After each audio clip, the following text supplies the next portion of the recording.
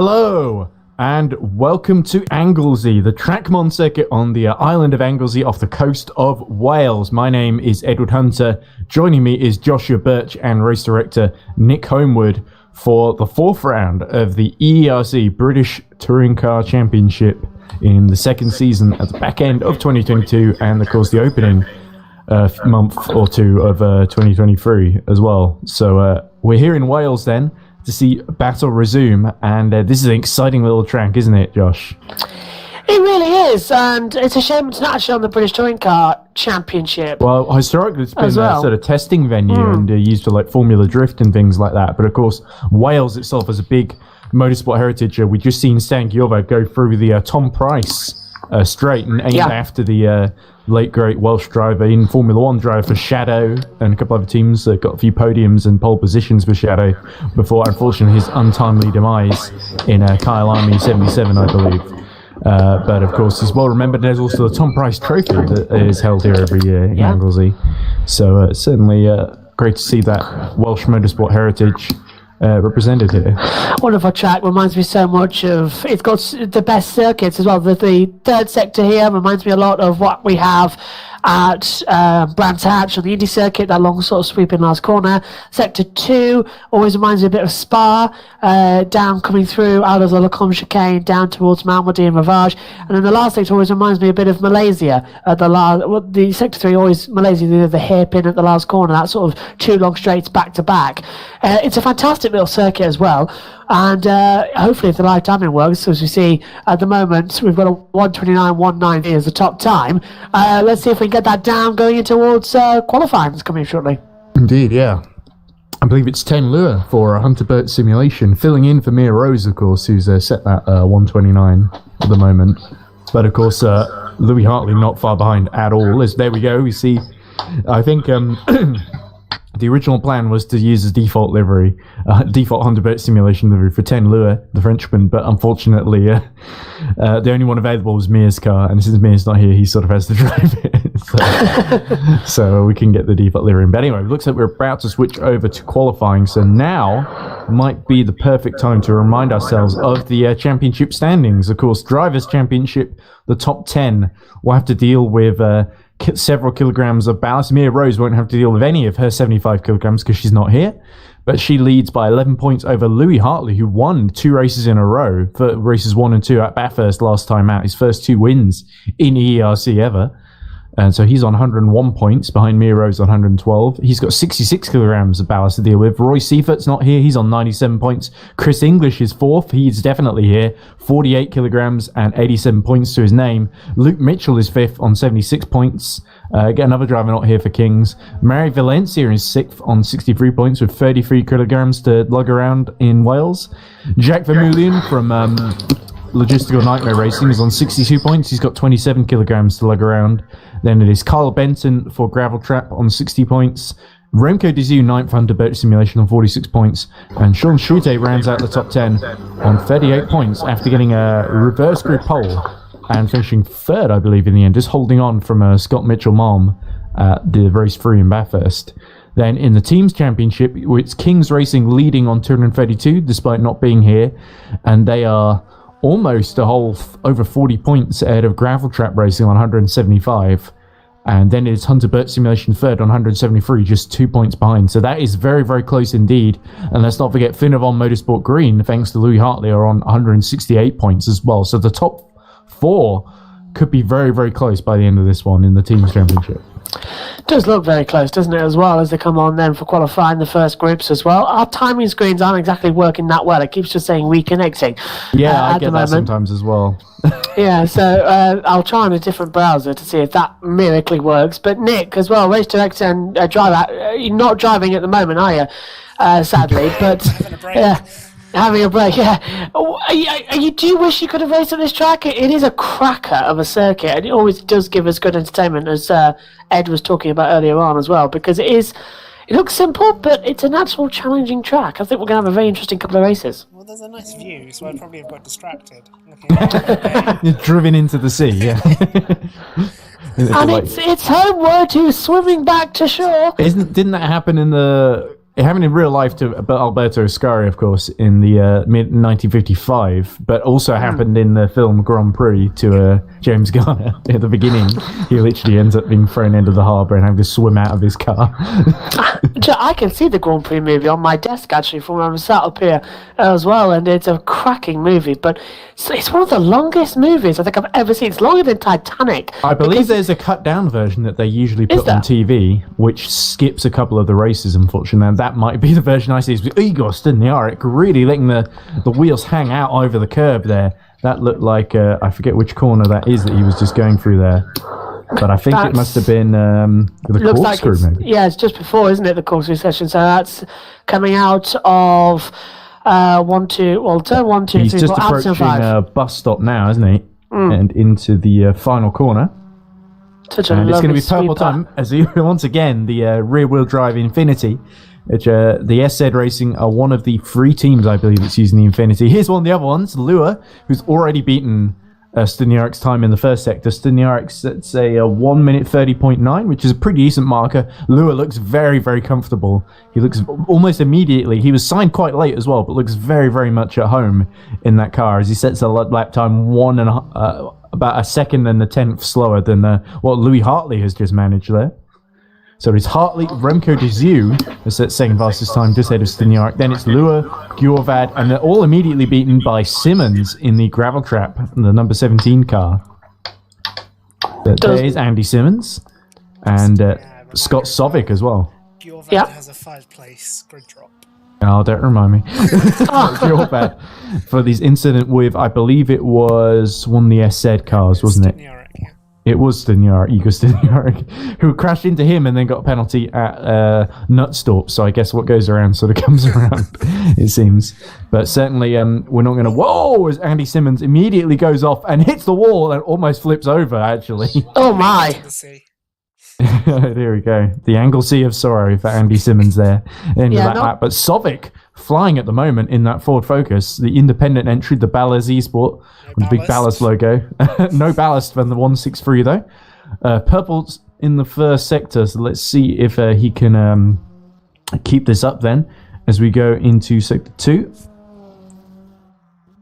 And yeah, we're just going into... This must be... Yeah, we're going out onto the Tom Price Straight now. It would really help if I had a circuit map that actually had the corner names rather than just... I know what you mean. Yeah, exactly. But here comes Sovic through the hairpin then, and then approaching bus stop. So he needs to make sure, as he was actually slower in the middle sector, as Lua sets an even better lap time. I did think that was what the first lap was building to. 128.8, that's very impressive actually. Looks absolutely fantastic as well as they continue to push hard as they possibly can, and hopefully now you'll hear me a little bit clearer. Fastest then, so he goes a little bit faster, 129.4. 10-0 though, is but down by 3 tenths in that And look at him locking up the brakes there as he goes into the into Rocket, isn't it? Is that what it's called? Yeah, Hartley's on the lap time. Hartley, Rocket. I think there's Rocket in and then Rocket out, isn't there? Yes, love it. As if the track map is to be believed, and I'm desperately trying to actually find the actual track map, but it's gone off. Yeah.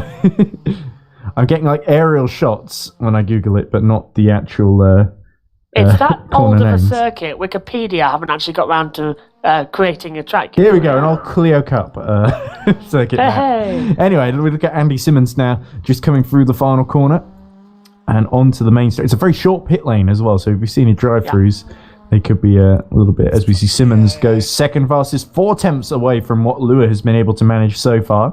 Probably a good job we haven't got a full 30-car grid, because I don't think they'll actually fit on the grid. Be a repeat of Nutstorp, wouldn't it? We don't talk about it. But anyway, so certainly Simmons on a real fly. He qualified quite well at Bathurst as well, if I remember. He was sort of in the top 5, top 6, wasn't he? And raced quite well. And I think wasn't he the one who was running 4th in race 3, and then he blew the engine up because the limiter, because the rev limiter had sort of been taken away on these British touring cars, and some of the teams didn't realise, including us to be fair, but thankfully the drivers realised. And of course, Hartley, who did so well throughout that Bathurst 3 races. 4th at the moment, 2nd down on Lewis time, but looking good to capitalise on the absence of Mia Rose and the King's cars here in that 4th position. Oh, as we see Simmons is mounting the curb. He's not giving up that challenge for pole as we go into the last 40 seconds. Let's hope the tyres will hang on then. Into the final sector we go. Looks like it's looking good. Come on, what's it down? Well, he's 3/10 off in that second sector. Can he find anything as he comes across the line? Needs to find his braking point at the bus stop. Here we come. And building up speed, swinging it in. Oh, he's sort of... turned, like you say, he tried to straight line the initial entry there and goes well wide on the exit of a bus stop and finds himself remaining in second. As Lure also setting yellow tyres, which means no improvement around this Anglesey circuit. Was there a little shack there made of like metal in the background? Yeah, there's the sea, there's old the sheds. it's the old shanty shack, yeah. It's the Welsh farmers. Anyway, as well. the checkered flag is out. Here's Scott Sovic, who impressed us so thoroughly in his fight with Luke Mitchell at Bathurst at Mount Panorama, as Remco de Zeus displaces Louis Hartley with the 4th fastest time there. So that's great news for Hunter Simulation. Sovic is going faster in the middle sector though. Here he comes round the hairpin, the Ford Focus looking like he's swinging out of the rear a little bit, isn't he? Just to get that extra little turn in. And that's really what you've got to do with some of these front-wheel drive cars, isn't it? Quite a good middle sector. Yeah, here we go. Let's see what Scott Sovic can make of it. Can he get onto the front row of the grid? Here comes the Ford Focus. Where's it going to be for Scott Sovic? And the 163, he displaces Simmons and takes that second spot away from Andy Simmons with a brilliant purple final sector. But has Simmons got anything left in the tank? Here we go. He did cross the line in time to set another lap, but it's not looking particularly quick here. He was like almost half a second off in the middle sector there, wasn't he? Yeah, not great at all. And he's dropping time every single time he heads out on the track into the last couple of corners now. Boots it hard. Best place you can manage is second on the grid, but I don't think he's going to get ahead of Sovic here. Takes a line and actually purple final sector, yeah. But not enough. That middle sector where he lost that half a second. But Hartley just gets that 4th place away from Remco de Zeus, which will be very annoying to all fans of Hunter Birch Simulation, which there are at least 2 in this commentary box. But anyway, don't know what you're talking about, like Ed. Yeah, of course, we're very unbiased here, but that looks like a grid, so it is going to be the familiar sight of the number 1 Hunter Birch Simulation car on pole, but it's 10 Lure, not Mia Rose, on this. I'm very glad, because it was Nick's suggestion I was into the points if they want to lend a driver, and 10 Lure is like, I'm not doing anything, I'll do it. And it seems to work well so far, fingers crossed. Yes, I'm amazingly happy that you decided to do that, Ed, because now we've got a very interesting race ahead of us. Coming up shortly. I'm sure Scott Sovic will resent that I hired 10 Lure. But anyway, let's see how the start goes. Shall we have a run through of the qualifying results, Nick? Let's see if it works today, shall we? It was a bit of a lucky dip, isn't it? It did work at Bathurst, so here we go. Right, so 10 Lure on pole position, 400 boat simulation was 128.878. Best lap time, of course, and he's not done a whole lot of practice, so that is really impressive, of course, with these rear-wheel drive car compared to all the front-wheel drive car there's competition around him will have. Scott Sovic will line up second for the independent Ballas Esports squad, looking to take his second podium of the season, and second in a row as well. Andy Simmons lines up third for gravel trap racing. The number 17 has been impressing here and there. Louis Hartley fourth. For Finnobon Green, he wants to take his third win after getting his first 2 in a row in Bathurst, and there is Louis Hartley in the background just venturing out for the warm-up. Then is Remco de Zeus fifth in the number 82. Igor stood in the RX 6th for SZ Racing. Carl Benton 7th for Gravel Trap, so Gravel Trap looking to get another decent score here. Neil Greening 8th.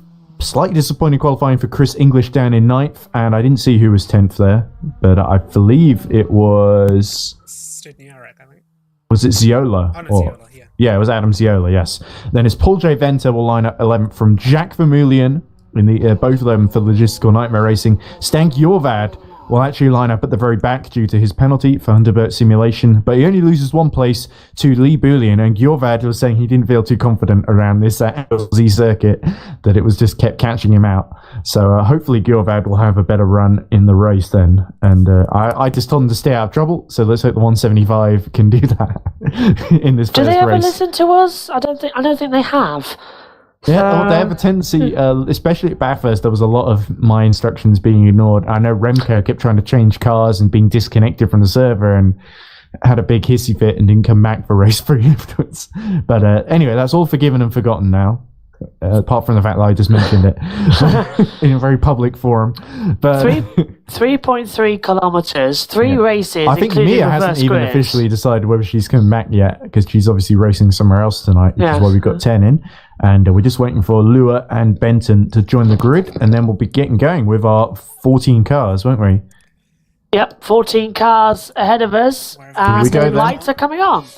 So, race 1 here in Anglesey, about to get underway. Lua in the pink car on the right, Sovic on the left. Away they go, and it looks very, very congested in the middle. Louis Hartley getting very, very held up behind Scott Sovic there, and that allows Simmons to get back up into second position, but it's Dizu as well on the outside of Louis Hartley as they go into the first official corner of the Booker track banking. Round they go, and that looks like is that Ziola going off track there? Or is it Studniarek? Yeah, and Venter's involved in that too, being dropped further back. And so look at this, Benton attacking Dizu, and Carl Benton gets through. So Gravel Trap making great progress on this opening lap as they go through church and school now. And look at this, Louis Hartley having a go at Sovic here. He's cleared Simmons. And here we go, up the inside into the Rocket. That's always forced in wide. Hartley goes a little bit too deep and drops 2 positions after such a great start as well, Ed. That's a bitter, bitter blow. And it plays right into the hands of Gravel Trap there. That puts Simmons back on the podium then. But it is Lua leading Sovic at the moment up front, and behind it's just all sorts of congestion going on. Gjorvad has gotten up to 10th with all the drama happening around him, with Studniarek and Ziola now fighting over 11th.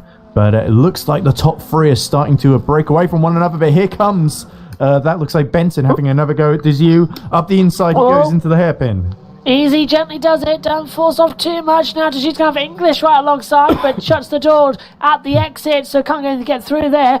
Brilliant start, I must say, from Tenleo. Getting ahead, he's already a second ahead of Sovic as well, as you can see on the graphic here as well. Remco Dizu sort of just stuck in the middle field, and Venter and Bouillon getting caught up in the opening lap drama as well. Worth pointing out as well, Dizu is one of the drivers on the soft tyres who picked the soft tyres for this opening race. Big lock up for Lua as he goes into the banking there. So I can say for race 1, we've got Remco on the option tyre, Paul Venter on the option tyre, and that's it.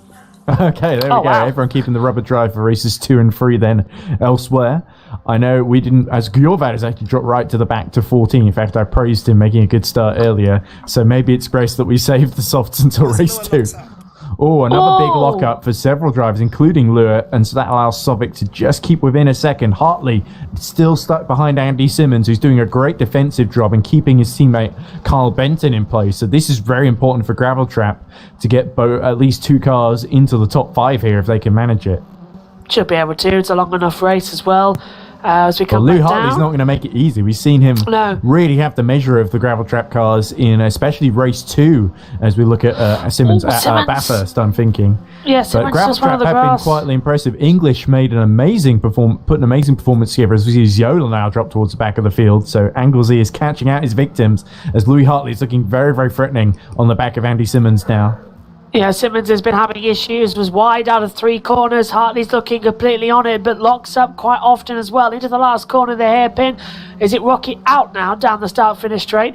Can the final Von Motorsport Green get anything? And look further behind as well. Benton and Dizu were having a bit of a scrap as well. Yeah, Benton didn't get a great exit there as Sovic sets the fastest lap of the race. Now only 6 tenths behind. And look at this. Dizu trying to go around the outside in the banking and no way through past Benton there. And Dizu needs to be careful because there's a sort of Gravel Trap sandwich here with Chris English right behind too. But Dizu making the most of those options at the moment, trying not to lose too much ground. He really wants to catch back up to Louis Hartley. And here we go, into church and school. Not quite got the overlap. Yeah, he's going to be stranded on the outside here. Oh my goodness me. And Dizu, as with the camera angle, sort of made that look a little bit more dramatic than it was, as we see one of the SZ cars locking up into the Rocket chicane there. And of course... Yeah, we definitely need to get Dizu's name on the side of that car because it still says Valente's name. I've got it noted as a thing to do. Okay, there we go. I tell you what, 10 Lure as well to do 1:35.403. He is lapping around about 9/10 of a second, pull out faster than anybody else on the field. That was a big lock-up there for Dizu into the corkscrew, I believe, just before Tom Price straight. But yeah, certainly Sovic and Lure in pretty much a league of their own, with Simmons starting to really be dropped about 3 seconds behind the pair of them as we are 12 minutes to go left in this race. So we've already gone through the first 10 minutes then, and it has been a bit of drama here and there, but for the most part, top three has remained pretty much the same since the first lap. In this opening race as well, has just gone out of absolutely everywhere. They always go so quick as well. That's what I like about them as well. We get 3 very short races and 3 very different races. Oh, that's Lure going for a wider line to try and get a decent exit onto Church and School, which is sort of this back straight that you can take almost flat out, really, these 2 turns. Z Yellow in the third sector. As it feels like outside of the top 10, there's a sort of survival thing where people are just making mistakes and dropping to the back constantly. Oh, and there goes, is that Niall or Lee Boolean? Lee in the 48. 48, yeah. So, well, he was involved with problems right at the start of the race as well, with Ziola as well. So that looks to me, would that be saving the car for the next race and just not really wanting to get fatigue yourself, Nick? Or is that just damage that can't be repaired? What would you reckon that would be? Damage is turned right down, so I'm guessing it's save yourself. Yeah. See, that's why I like having Nick in the commentary box as well, because it's a driver expert and also he's the race director, so it helps. Yes, he knows the rules. Yeah. But anyway, Sovic has really done well here to keep the pressure on Lure. Lure has made tiny mistakes here and there, but nothing too big for Sovic to really get his teeth into. So this has been really fun to watch, actually, these two sort of play a bit of nip and tuck with one another. And who knows, Sovic could find a crucial opening as we look at English now, who's dropped behind Neil Greening, who's actually had a really good second half of this race. And up the inside comes Vermeulen. That's a late move. Oh dear, so Chris English is really in a battle here to stay in the top 10. Yeah, gets the cut back at the last corner and shuts the door. Very well defended there from English. But I'll tell you what, that was pretty much a brilliant dive bomb. And Dizu has got through past Carl Benton there at the banking. So that's a good move by Dizu. He really took his time there, didn't rush, and now he's got Louis Hartley right in front of him, and Dizu is still on those option tyres. So as long as he doesn't overheat them, look at how much Remco Dizu is pushing there onto the curb. Great to see after we didn't see any action from Dizu in Bathurst, to see him just really going hell for leather here at Anglesey.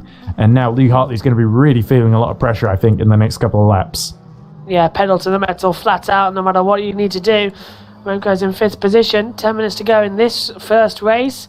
5.4 seconds already to the leader. Yeah, could we see 2 Hunter Birch simulation cars on the podium here for the first time? That would be, because Mir Rose has won quite a few. Lure has not won any yet, and Dizu has had, I think, a best result of, I believe, 3rd or 4th in the 3rd race at Knutstorp.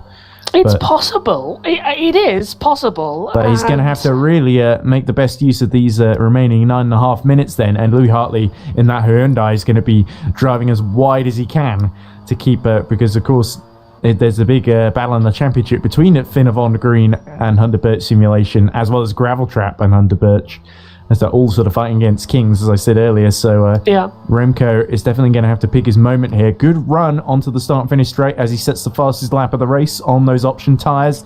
And here we go. Has he got the run on the outside into the banking? Here we go. Is he going to be squeezed? Bit of contact from Louis Hartley there.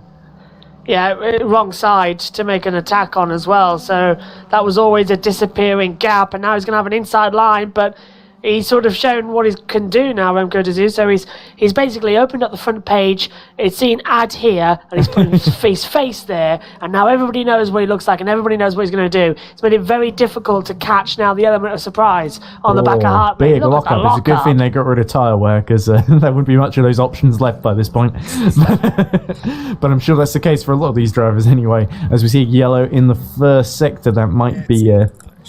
Oh dear, Chris English in more trouble. This has been a bit of an off day so far for Chris English, it must be said. Let's hope when he gets on the option tyres, well, not for our sake, I mean, from our point of view, this is brilliant because it means we at Gravel Trap don't gain too many more points on us. Well, Gravel Trap Racing living up to its name there as well, down at the beach end. Oh, here comes Remco again, stranded on the outside in the hairpin. More contact there, door to door. Oh, he's got the cut back on the inside line. Go, full power. Come on, Let's Remco. see what Dazoo can do. He's once again put to the outside then. But here we go. He's using his push to pass. Is there going to be a way through? Because there's the gravel trap ahead of the both of them. They bump in the side once again. And Dazoo is denied. But he cuts to the inside as they approach turn 1 now. Can Louis Hartley do anything to stop that Thunderbird simulation coming through? The tyres breathe smoke into the atmosphere here.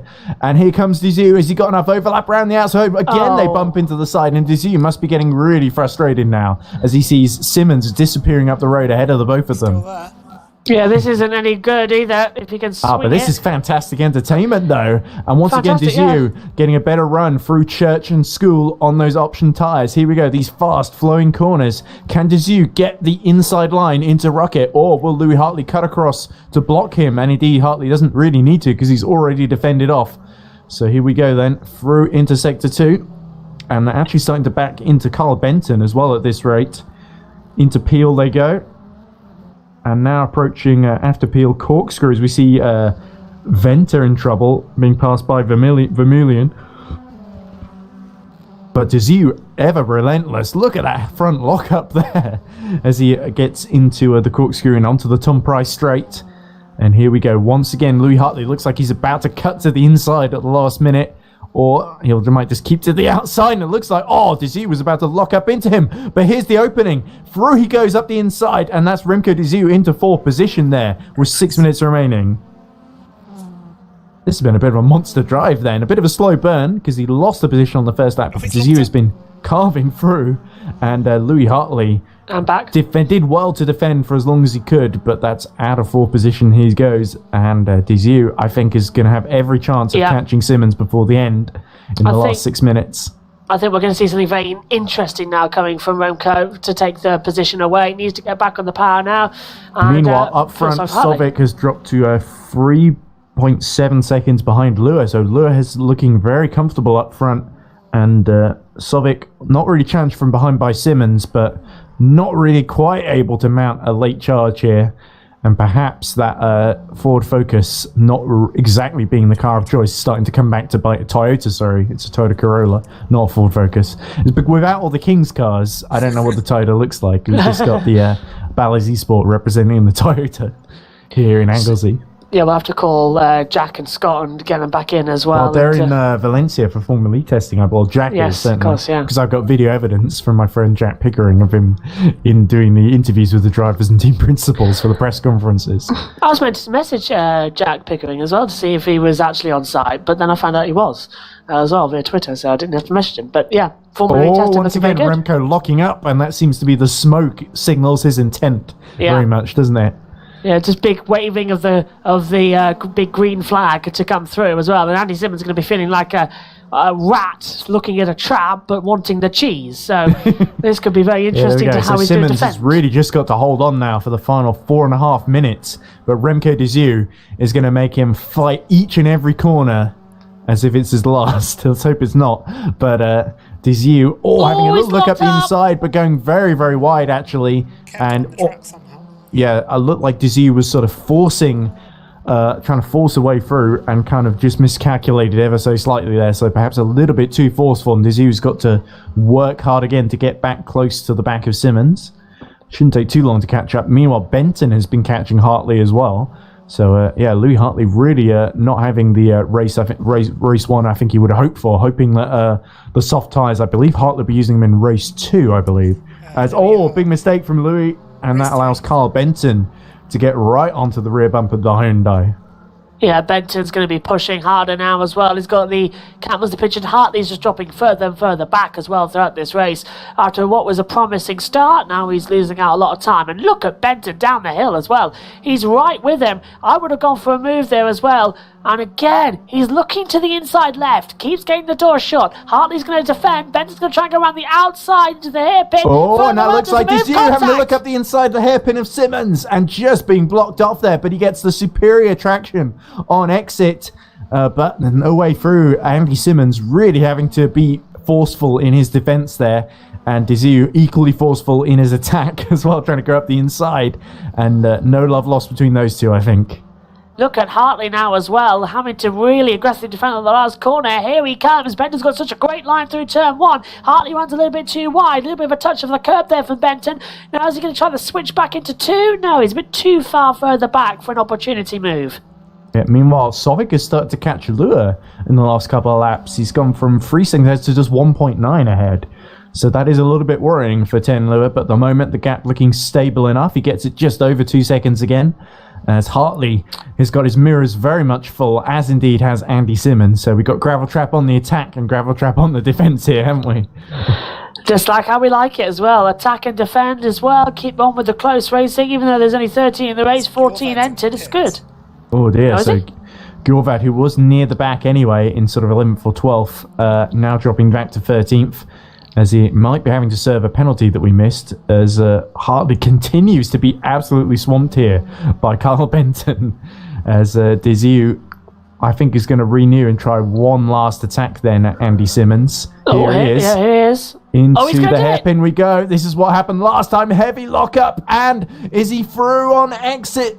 I think he is, because Benton gets a little... But that was really well judged on the brakes there, as you say, Nick, because Remco locked it up, had to get it slowed down in time. Simmons trying to come back. Simmons going to try around the outside. Once again, the tyre's locking up like crazy. And mercifully, the tyre wear off, though. And that's 200 Birch cars on the podium now, as now Louis Hartley under attack. So Gravel Trap just losing a place. They might gain one here in the form of Carl Benton, as Benton going well over the curb and wheels on the grass there to try and find to not be blocked on the way through turn 1 by the Finn of Ond here. I think this will be the last lap as well, so they've got to do something to attack, and Hartley's defending, but it's not going to be enough, I don't think. That should be a new adjective. Yeah, I've just added it to the commentary there. Yeah, defendly. I know we're in Wales, but you don't just speak Welsh by making up words, Josh. But anyway, here we go then. So, that's Scottish. Almost 50 seconds left in the race then. Oh, and Hartley, yes, once again making that little mistake and having to just stick to the inside. And look at that from Benton, just trying any which way through that he can get himself. As we look at the sea shimmering in the background, as the shimmering sea does, and Studniarek in a battle for 8th with Venter, by the way. He's just gotten through there in the 66 SZ racing car. And Jorvak's officially retired from the race, actually. So whatever that problem was, they couldn't fix it in the pits. Oh dear. Maybe he just realised it was just going to be too painful to do the last few laps. So Gjorvad perhaps in the wars a bit. I think we'll have another lap. Here we go then. So Lua, with 16 seconds to go, rounds the final corner in the Mia Rose liveried Hunterbird simulation. I'm sure Mia Rose will be loving this. But anyway, yeah, here we go. So Lua has just got to hold on for another lap for a debut victory here in Anglesey. But Carl Benton, he still wants that 5th position, as Desiu has not given up either. But 4 seconds to Sovic, I think it's looking a little bit too late to gain another spot on the podium. But I think Desiu has certainly had a very impressive run on the options. It'll be interesting to see how he goes when he has to stick the prime tyres on, whether he can keep up that 3rd position when we get into race 2. But I here really comes want to Carl see Benton go through. I really, really do want to see Benton go through well, here I as don't well. know. I'm not too fussed which way this goes, because these are both our rivals in the team's championship. Oh, yeah, but from a non-team principal point of view, from just a pure sporting point of view, you've got to see him go through. You've got to say, Carl Benton has been, all the gravel track guys have been impressive. Simmons, English, and Benton. But, Benton's had some real high moments. Oh, it is. Having to really... Problem is with that early apex through Rocket is he's having to go really wide on exit, isn't he? So that does slightly compromise his line. As here we go through Pool and now into Corkscrew. But once again, Benton having to set himself up for Tom Price straight and the hairpin, as Lua getting very close to finishing the race now, about 11 seconds up the road from these two. Yeah, just thinking, is he at the last corner yet? As he's about to go into it now, I believe. Here we go then. So just one corner to go, and 10 Lua, the Frenchman, rounds it for Hunterbird Simulation, and victory in his first appearance in EERC British Touring Cars is assured, with Scott Suffolk second. But who is going to come fifth? Louis Hartley holds the inside, but Carl Benton rounds the outside. They're going to line across the line side by side. Benton really wide, and Louis Hartley, by the skin of his teeth, holds on to 5th position there. So what an excellent fight between those two. Hartley fought tooth and nail to hold on as long as he could, and is lucky the race wasn't another corner more, or I think Carl Benton would have had him there. Absolutely. Chris English, by contrast, crosses the line down in 11th after a very disappointing end to the race. Well, it is a fine barn, English, but it sure ain't no pool. There we go. I think pool corner might not necessarily be the issue. It sounded like the other cars and the whole circuit was the issue for Chris English by the looks of things. But there we go. Adam Ziola crosses the line, and that's the last finisher to do so. Yeah. So let's go through the classified order. Would you like to do it, Josh? So, Ted Lord takes his first win for Hunter Birch Simulation as well, after 12 laps as well, keeping on the Mia Rose tradition of getting top honours, at least in one of the events. Scott Solvik is in second position. He was about 9 seconds off the pace as well. Remco Zadu makes it a 2 Hunter Birch simulations on the podium. Andy Simmons just holds off for 4th position. Louis Hartley in 5th as well. Did start higher up, was running 3rd at one point, but dropped back after a lock-up as well. Finishes in 5th. Kyle Benton finishes in 6th position. Neil Greening finishes in 7th. Igor Sudniak as well finishes in 8th. Venter finishes 9th. And Vermont finishes in 10th position. Good off for Jacques as well there. Chris English finishes 11th place as well after a forgettable race. Multiple offs. Adam Ziola finishes in 12th. 2 retirements as well from Jovad and Bullion as well, 13th and 14th. Probably butchered about half of those, didn't I, yet? Not too much. I think with the reduced field, it's bizarrely a little bit easier. Yeah, I can see what I think Studniarek is the only one who has a last name that's a little bit of a tongue twister. But I'm sure in his native land of Poland, we've probably got closer. It's certainly an Eastern European country. I remember that, but I don't think it might not have actually been Poland that Igor Studniarek is from. But I'm sure someone in the YouTube chat will correct me in due course.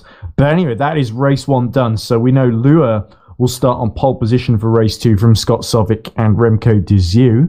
But Nick, who is going to be on the option tyres as we look at a weird hybrid of all 15 cars being shown on screen there? Jorvad,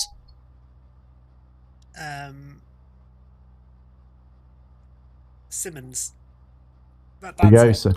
Well, then I think Simmons is going to fancy his chances of getting past the Finna Bond at this phase then, if he's got the better tyres now. So we could see him doing the Remco de Zieu run in race 2. Lots of support for Louis Hartley in the chat. Lawnmower Racing, I forget who that is, says great battles with Team Gravel Trap. Lawnmower Racing. I swear I know who Lawnmower Racing is. Let me have a look at the chat. Yeah, where's Tom tonight then? Where's Tom Dillon? Where's our friend as well? He's not racing and he's not in the commentary. He's usually not in the commentary. It's the Boyd transport driver lawnmower guy, isn't he? What's his name? It's not Roy, is it? Roy Ton?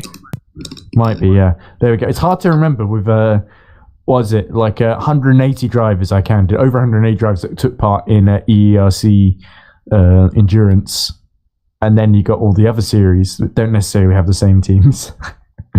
So, but yeah, here we go. So I enjoyed that race 1. I think it really livened up towards the end. Lua very much in command though. Do we expect any different in race 2? No. Well, we got ballast now, haven't we? Yeah, so Lua, who had no ballast whatsoever, and Sovic, I think, will also have a bit of ballast from 2 second places in a row, which is worth pointing out as well. Josh Hamilton's here. I've just noticed. Probably cheering on 10 Lua, I imagine, into the points driver, because Lua has done a few FE races and stuff as well for into the points. Very quickly, just get on to whatever Josh is doing on YouTube right now and just watch his stream as well. Like in New York City, the race that didn't count to the championship, we were spotting for James Juba, yes. James Juba, yeah.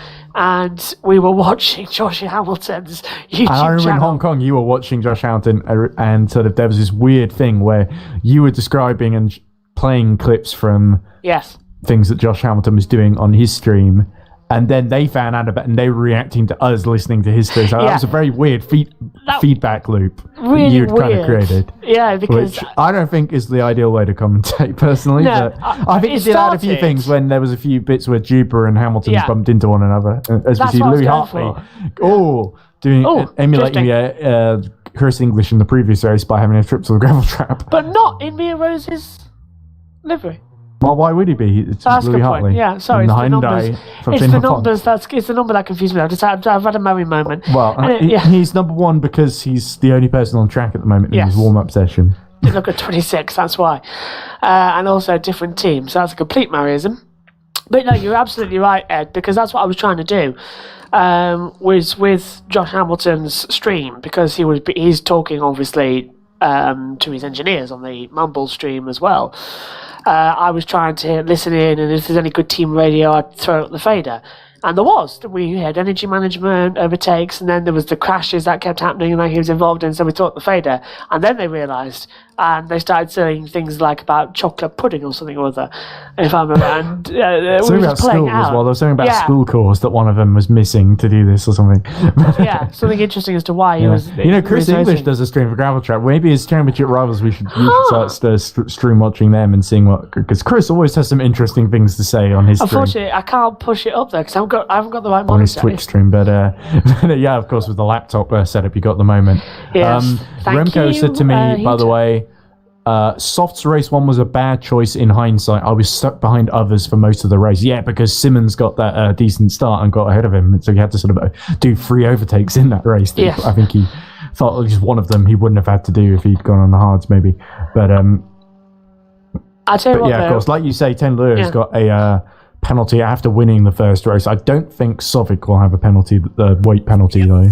He has 66 kilos. Oh, okay. have we got our next calendar for Formula E yet? Are we still racing with it? I can't remember where we are with that. We're done, but nothing confirmed for next season yet. Right. Okay. Yeah, we have got. I know you and me have been shown the calendar for the Endurance Championship in 23 for EERC, but I'm not sure if we're allowed to actually say Have we? that on stream yet. But it was in the commentary chat. Yeah, so that's what I was just checking, making sure that that's not a matter of public record yet. Oh, yes. The first Sorry, one's yeah. been announced. It's Istanbul. Of course, yeah. Is it 8 hours Istanbul? 6. 6. There we go. Oh, thank goodness. I've got it up now. I reacted to it and said, what a calendar. So maybe I should have realised, but that was a long time ago.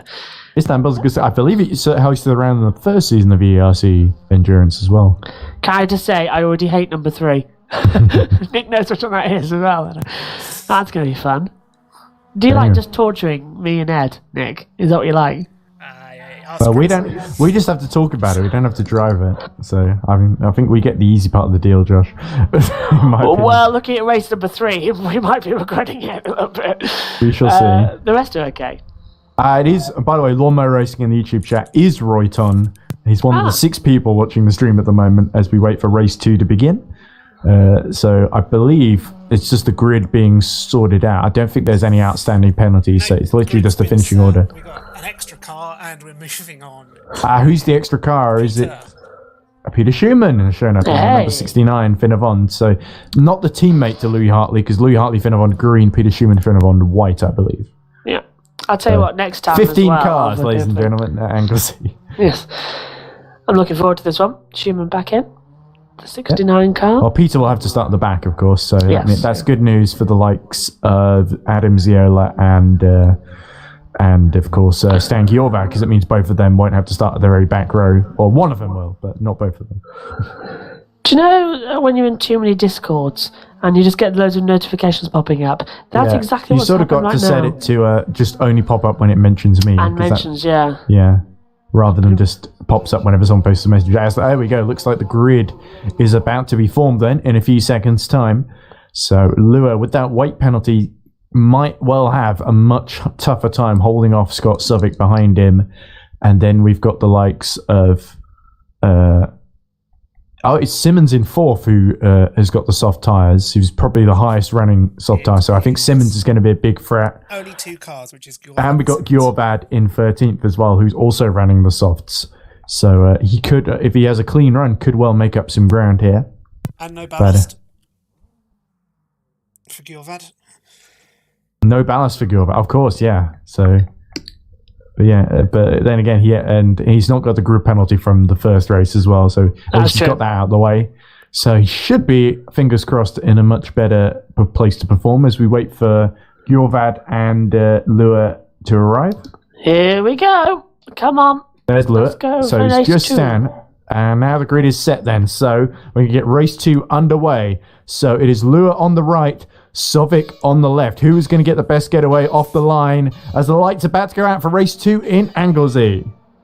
And away we go. Horrible getaway for Remco de Zoo, which allows Simmons on the option tyres to immediately sweep through into seconds. What a fantastic start by Andy Simmons. And now Sovic and de Zoo side by side as all that looks like Benton going off. And Peter Schum immediately in trouble. As Benton spins around into one of the SZ cars there. And there's another gravel trap that's gone off. Yeah, that was Simmons. Yeah, Simmons was going for the lead and just got forced off as well as Lewis and look, keeps it. Sovic and Zoo still side by side. It was very briefly a Hunterboat Simulation 1-2 there, but Sovic fighting back now as they approach down Church and School and now into Rocket. Line. Here we go. Oh, side by side they go, and that looks like English involved too. Oh, big crash! That's Sovic in the air. I don't know if this will go red, but this is a very messy opening lap, and they're all bumping into each other. So many cars with damage as well. I'm surprised it won't go red. It was a little tough to see what happened there. So Sovic was side by side, and I think there was a little touch with him, English, and Diziu, wasn't there? Yeah. And now look at that. So Ziola's in trouble, I presume. 14 seconds down. I don't think they've moved Schumann now down into 15th position as well. More contact still going on further back as well. Oh dear, that's Bullion being spun then in the battle with Carl Benton. And a horrible start for Benton then in the end with being spun around like that. But Simmons also coming to grief, and now Simmons making up ground into 5th. There we go. So before the end of the first lap, the red flag is shown then. That was a big crash for Scott Sovic and a couple of the others too.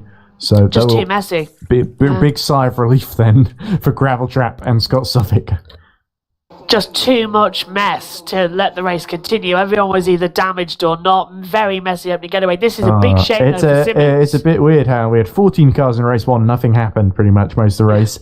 We put Peter Schumann in, and then suddenly there's huge drama at turn 1. Nothing to do with Peter, because I think Peter sort of got involved in a separate incident further back. Well, he's just gone filming for Indiana Jones 5 because that's what he likes to do.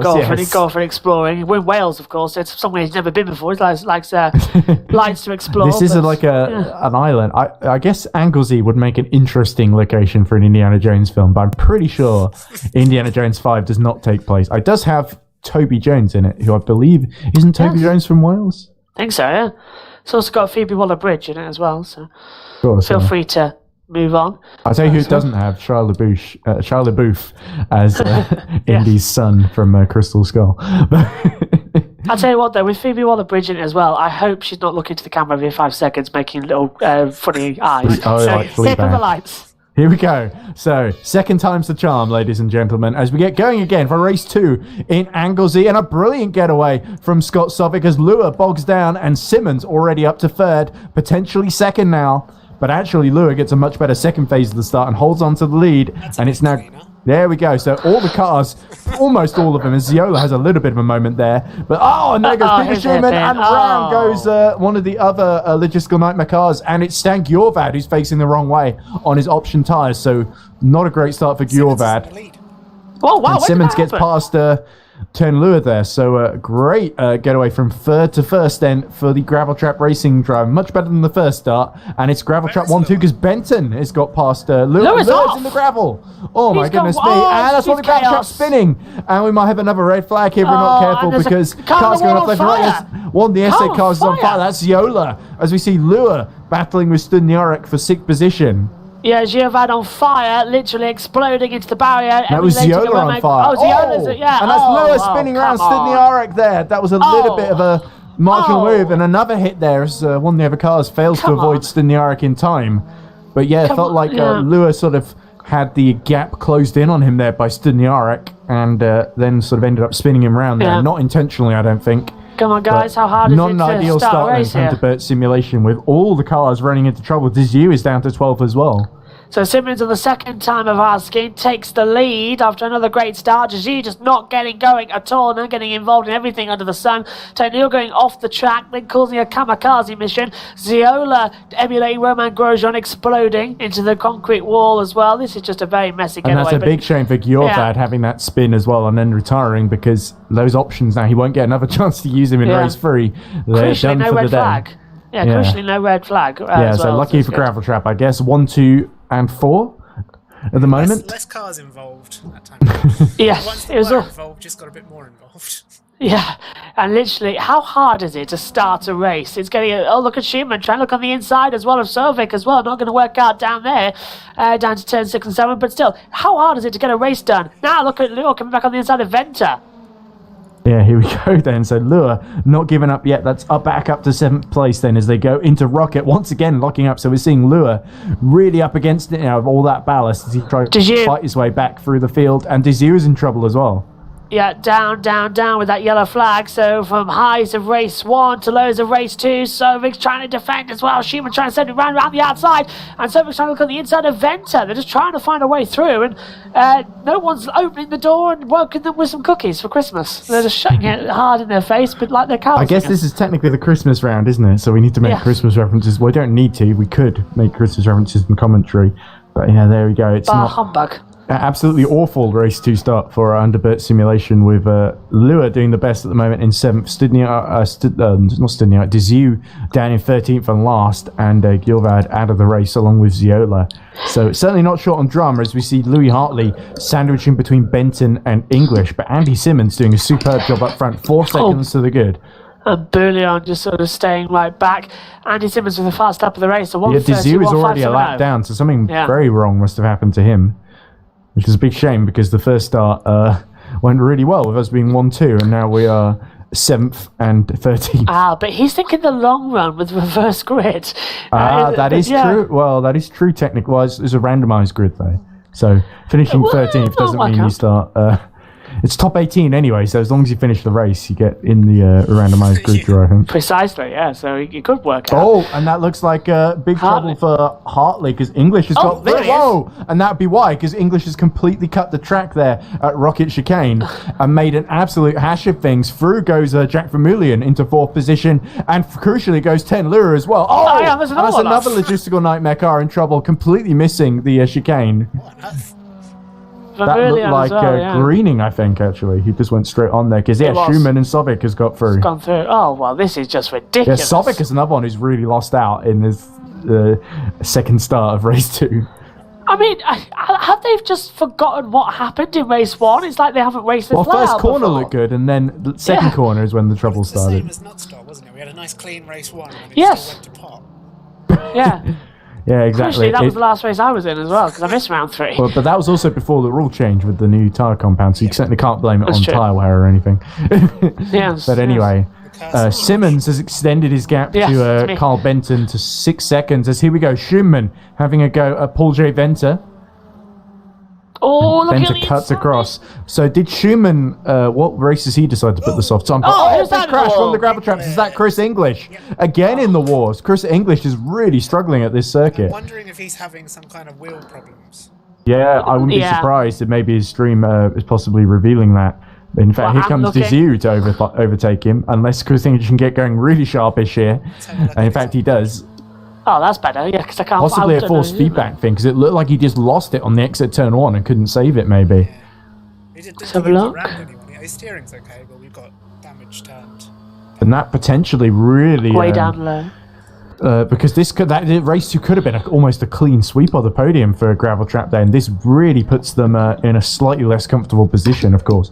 Still a big gap between Benton and Simmons then. But Louis Hartley could still be a threat for that second position if Carl Benton makes any mistakes. We've not seen any yet so far, as we look at Sovic starting to close on Venter. He wants to follow Peter Schumann through here.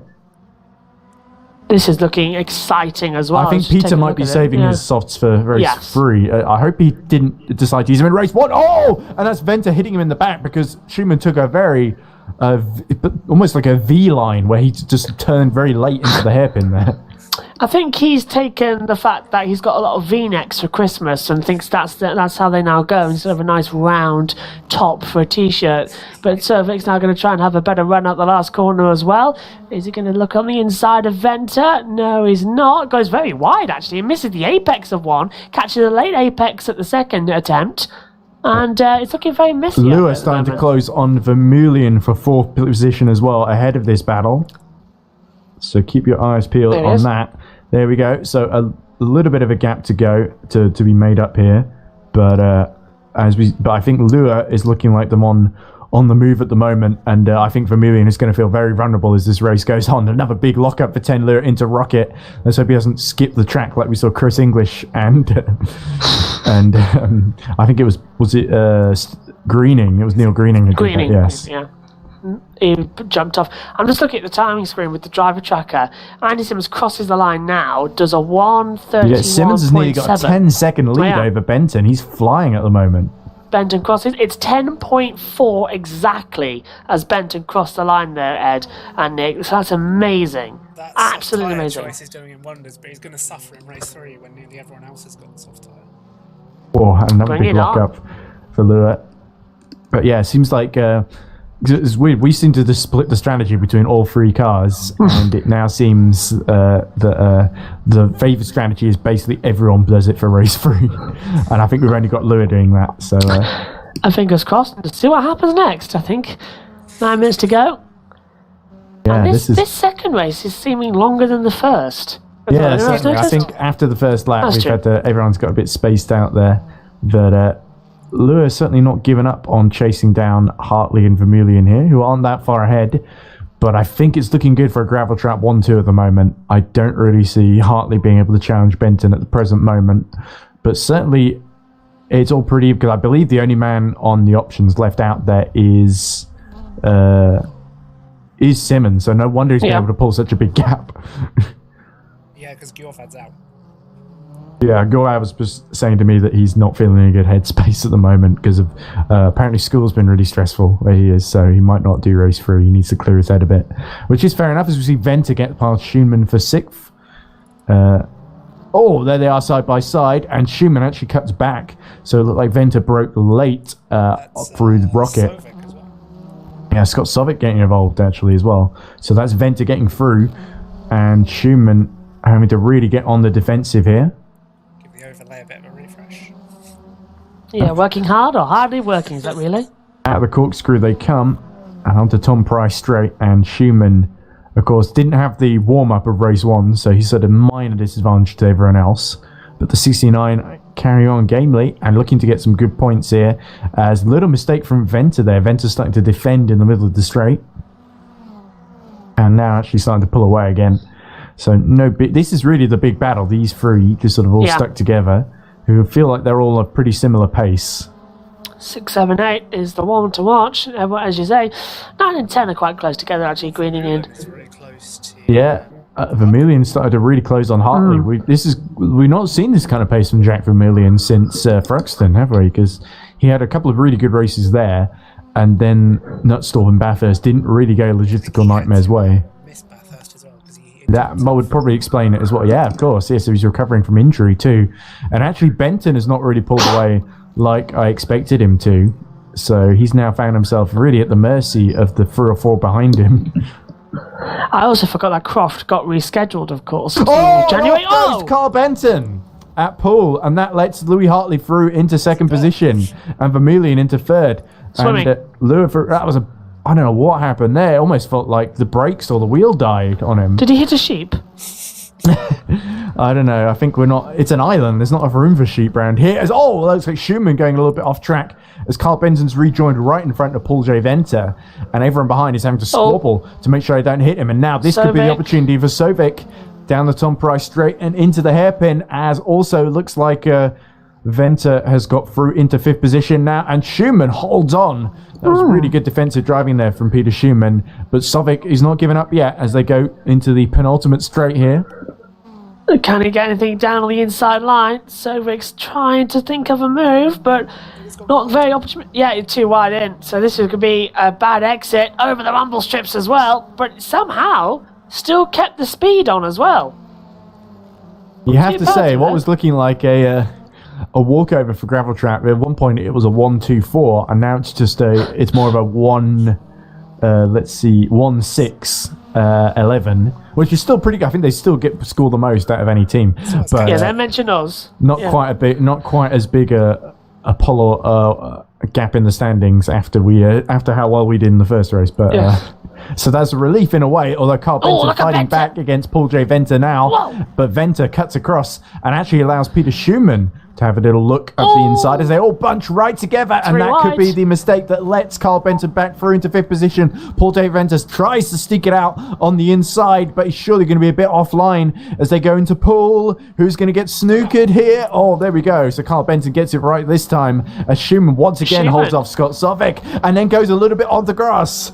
Oh, here we go. I don't really know where to look here. Now Benton's free of this lot. They're all just going to squabble amongst themselves.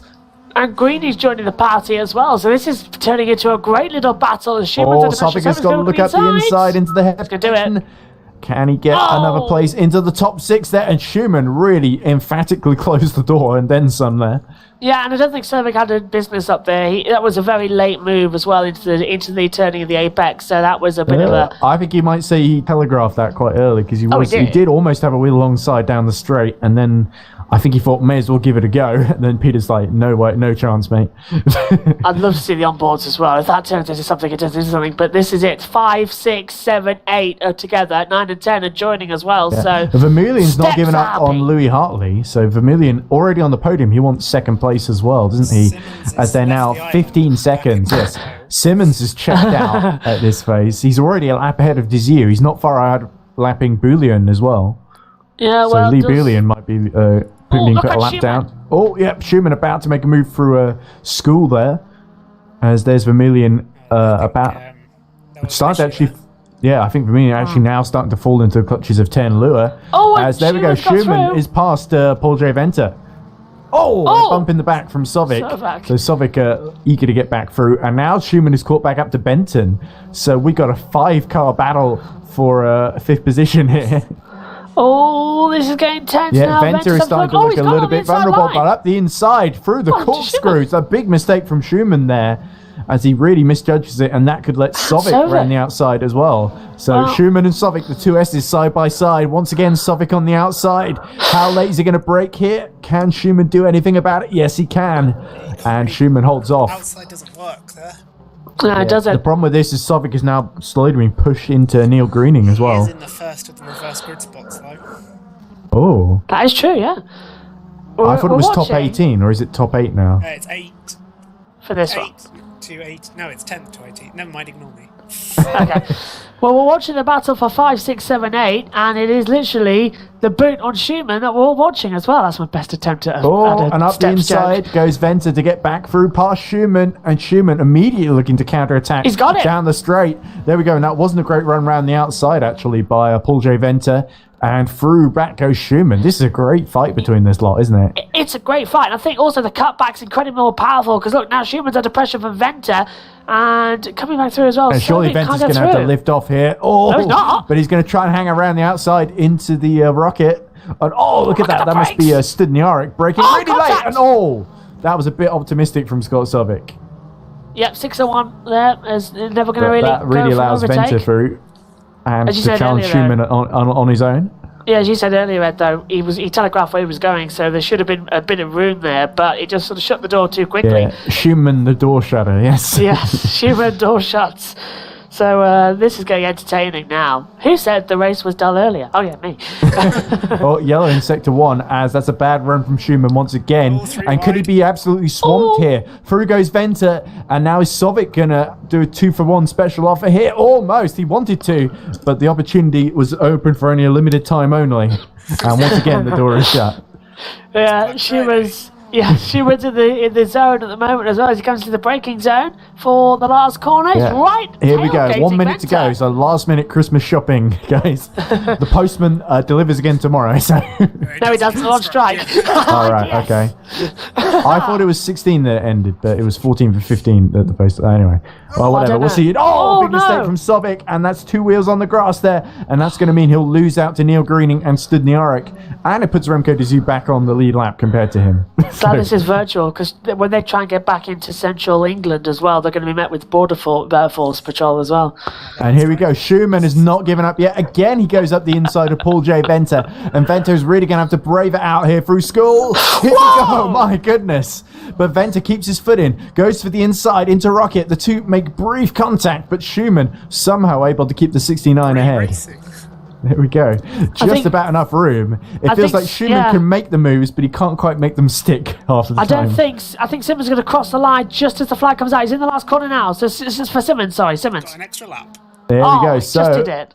we get another lap of racing then in race 2, which I'm sure Simmons won't mind because he's loving this. He's had a dream race from third on the grid, brilliant getaway, and then led for since the first lap really, and done a pretty amazing job, even on the soft tyres. Venta's trying to find a way through on the inside line as well. And look at this. They are literally battling all the way down to around about 10th position. It's insane. Well, I think Desir is a lap down, so that's a bit illusory because he had an awful first lap where he basically got taken out with the Ziola crash. Alright, so it's 5, 6, 7, 8, 9, which kind of spoils the song. So it's Suliarda can just drop back a little bit and it just gives us a nice little steps tune. As Venta now in towards turn number 2. Will he dive bomb on the inside line? No. He did think about it though. Car was in that sort of position. Schumann's defending. He hasn't done any practice either. This is his first time on the track. There we go. He's a fast learner, I guess. And also there's been a bit of attrition that admittedly has given him the opportunity, but he's shown some great racing nonetheless.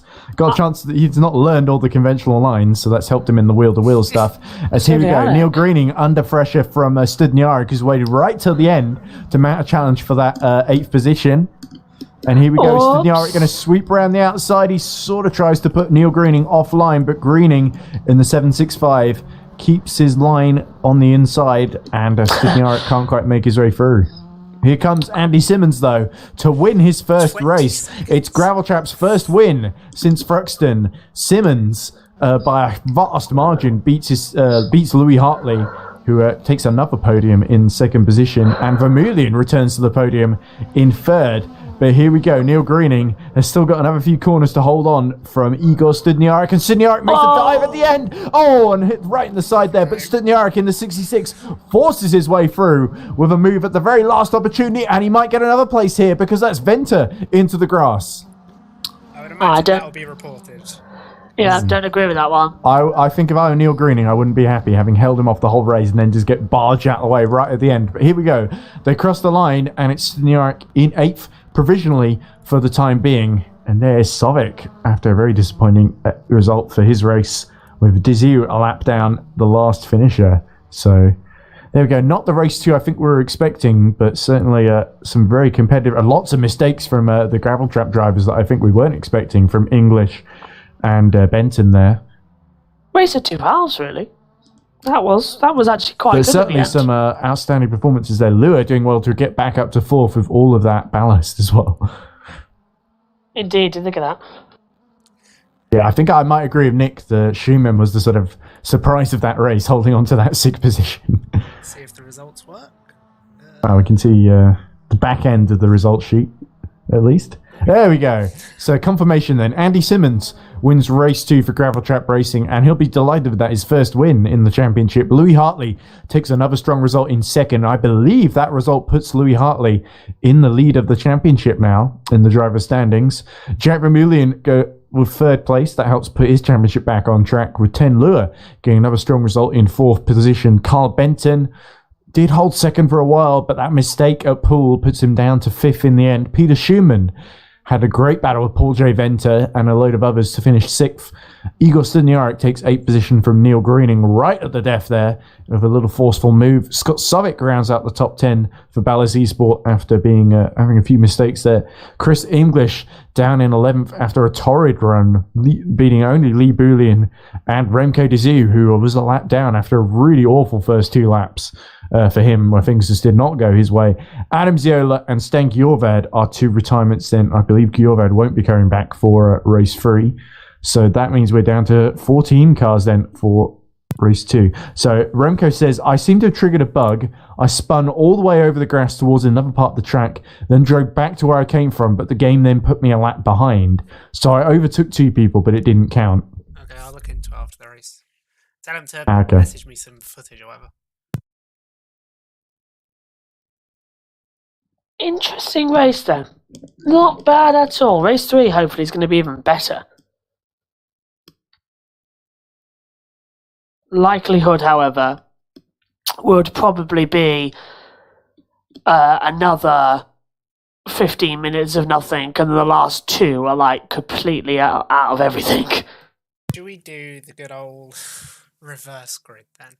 All right, so here we go. Do it. I'm glad it's not like British touring guys just do it with a little lotto ball that I've we got get to the pick. little lotto wheel. Now, the Wheel of Destiny, as Grid Network used to call it. Where is it? There it is. All Look right. at this. This is a high quality production. Oh, hello. Bear in mind, we've only got 14 cars. Yeah, especially with Gjorvad So dropping out, I if it think. goes anything more than 14, it will just be full grid reverse. Right. So, Okay. That's about basically a 50% chance of that happening. yeah. Let's go. Oh, look at those colours, ladies and gents. And the number it lands on is 13. 13th. So, Oh, so that Remco hands it pole. to... I Oh, told wow. you. I told you. I Well, that said was it in race 2. fortunate. Yeah. But the problem is Remco's one of the drivers who used up their softs in race 1, so he's going to be a bit vulnerable. He's got the he's track had position, poor- but not the right tyres, necessarily. and has had poor starts in both races and all 3 starts we've done tonight. At least we know Simmons is another one that's used up the soft tyres. Well, boogity. It's just going to be a swarm of the 2 gravel traps and 10 lure behind him that he's got to hold. It's fair there. Anyway, now is where we see where things are made of. But certainly this means it'll be interesting to see the team's championship after this one, because I think it's pretty much nip and tuck between Gravel Trap and Hunter Birch after those first 2 races, and there were 2 apart going in. And Nip certainly... and tuck here and there. Sorry, I'm starting to sing. Although, of course, we were going to be a car down because Gjorvad has decided... he's saying he's not in the right frame of mind. And it makes sense, really, because there's no point going out and crashing, getting no points anyway, if you're not in a good frame of mind. But at least I'm very thankful that Remco carried on with the race now, because if he hadn't, he wouldn't be on pole. Right, I'm going to set the grid. I'll be back in a sec. No worries. Is this the part the So the program rest of the where grid we is going to talk? be randomised, I believe, from the 13th onwards. from 2nd down to 13th. Well, 14th, rather. Now, a little bit of a thing here is that I'm not in my normal commentary box. You could probably tell by the headset, because my heater broke and it's -2 outside and it's been snowing. So if I went out there, I would probably die of hypothermia. But also, the commentary systems have gone down because the heater blew. So I'm in my own room, but the heating is on, which is now very big of a problem because it is freezing outside. So I've gone from either freezing to boiling, and I would prefer boiling. And with the headset on and all the equipment around me that's very, very hot, I feel like I'm actually in a hot country. I'm in Hawaii, basically, right now. It feels awful. I'm right next to the radiator as well. It is boiling. Well, I did the whole of Bathurst when I felt really ill, and you could tell in the stream. I think, did I send you the clip of me You did, dying in the middle of race 2? Yes. I was like, oh, God. I couldn't make it because the PSGL went back on here that day. So I was like, oh, no. But this is one of those things. It's good to have you here now, even though the pleasure. field is much smaller than it would normally be. Admittedly, there's like 4 Kings cars that probably Well, would have taken yes. part otherwise. You've got me. Bonds as well. Oh, that's true. Logistical nightmare people. All the Scuderia Maria. Oh, well, That's true. Well, they yeah, heard I I was guess it's coming. all that Christmas, so close to Christmas. We Well, I have know got next one on the 29th of December, I'm which is here. just after Christmas, so that should be last race of the year, and that Mont Tremblant, and that should be a bit better attended, hopefully, because everyone will be back at home. I know. Just let me check the calendar. Because I believe I'm here. I think I am scheduled. Oh, I need the calendar. Yeah, I believe the Formula E calendar is the thing that's really hurting the Kings team at the moment, because Yeah. Jack Nicholls and Scott Mitchell-Marmer are all those testing, because initially it was the last few races of the F1 season, and then it now was it's, yeah, Formula E testing, and of course they got Mexico, which I believe is in the middle of January, isn't it? 14th, isn't it? Yeah. Yeah. Does that actually clash with any races? It's pretty close to one of them, isn't it? Rockingham on the 12th, so that's 2 Rockingham. days beforehand. Yeah. Which is disappointment, but yeah. But we'll be there, Ed. Me and you. That's true. There's no reason why Roy Seifert and Yes, yeah. Luke Mitchell can't be there, though. Well, I was on about the Mexico City race. Oh, yeah, we were going to E3, contact yeah, that too. yeah. weren't we? Oh, Yeah. Nick, you're welcome, of course, as we had you in New York. I love a good Formula E, me.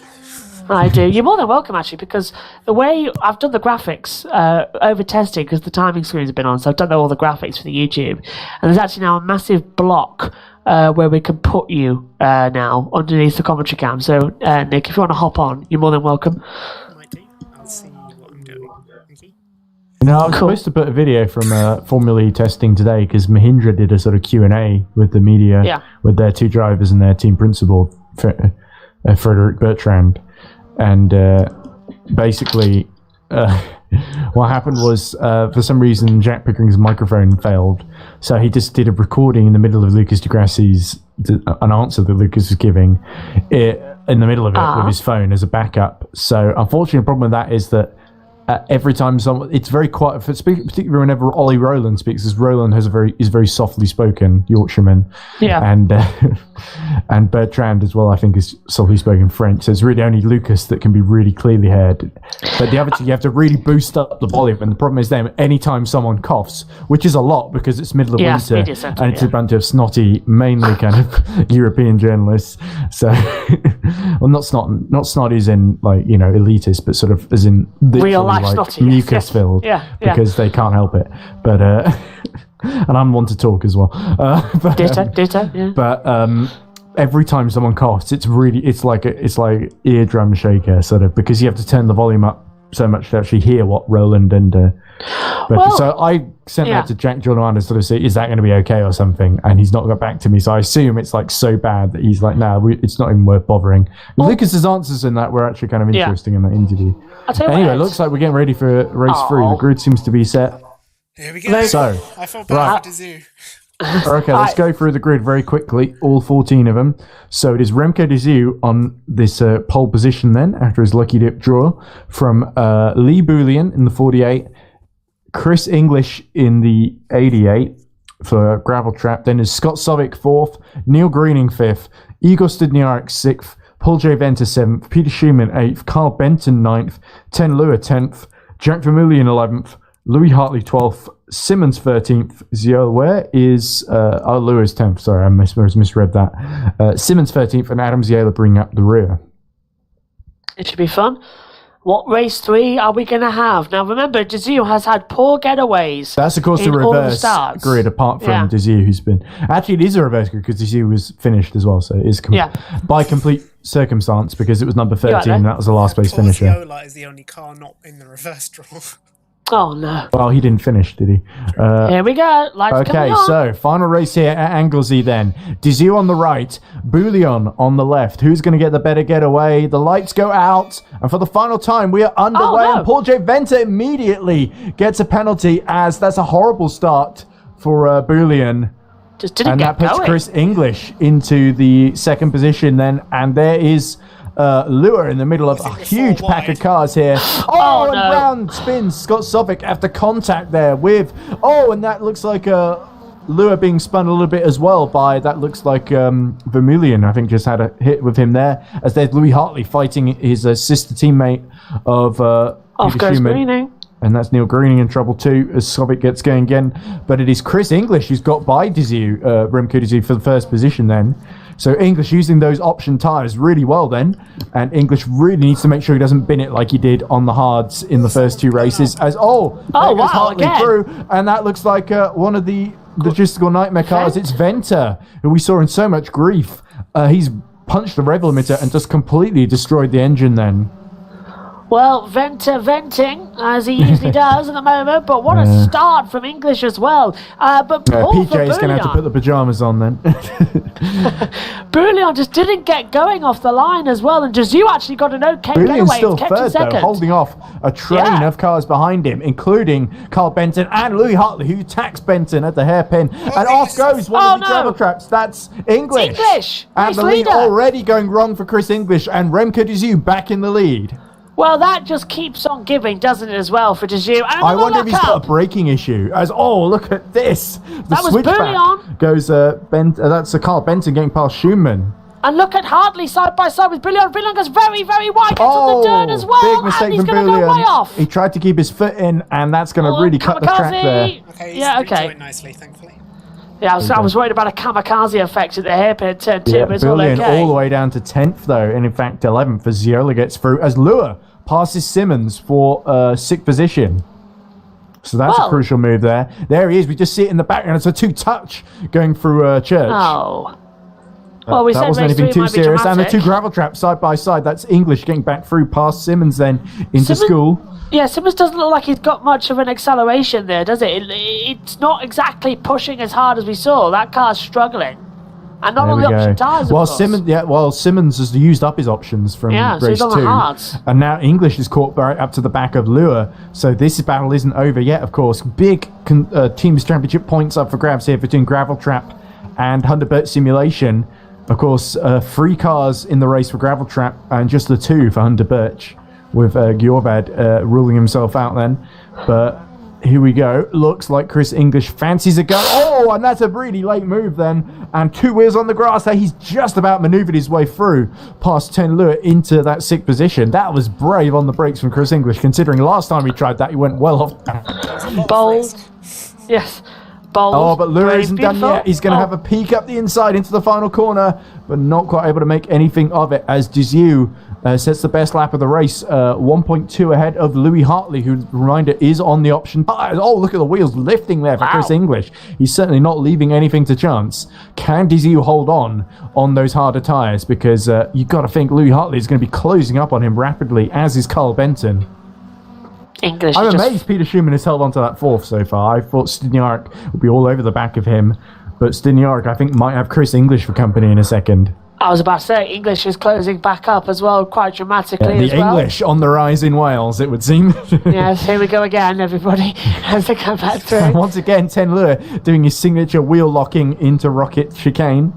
And closing in on the back of Chris English. So looks like English, of course, is on the option tyres as well. So no wonder he was able to get the jump on Ten Lure. And I think Stiniarek also on the options as well, though. Why isn't this on the British Touring Car calendar? This is better than Knock Hill.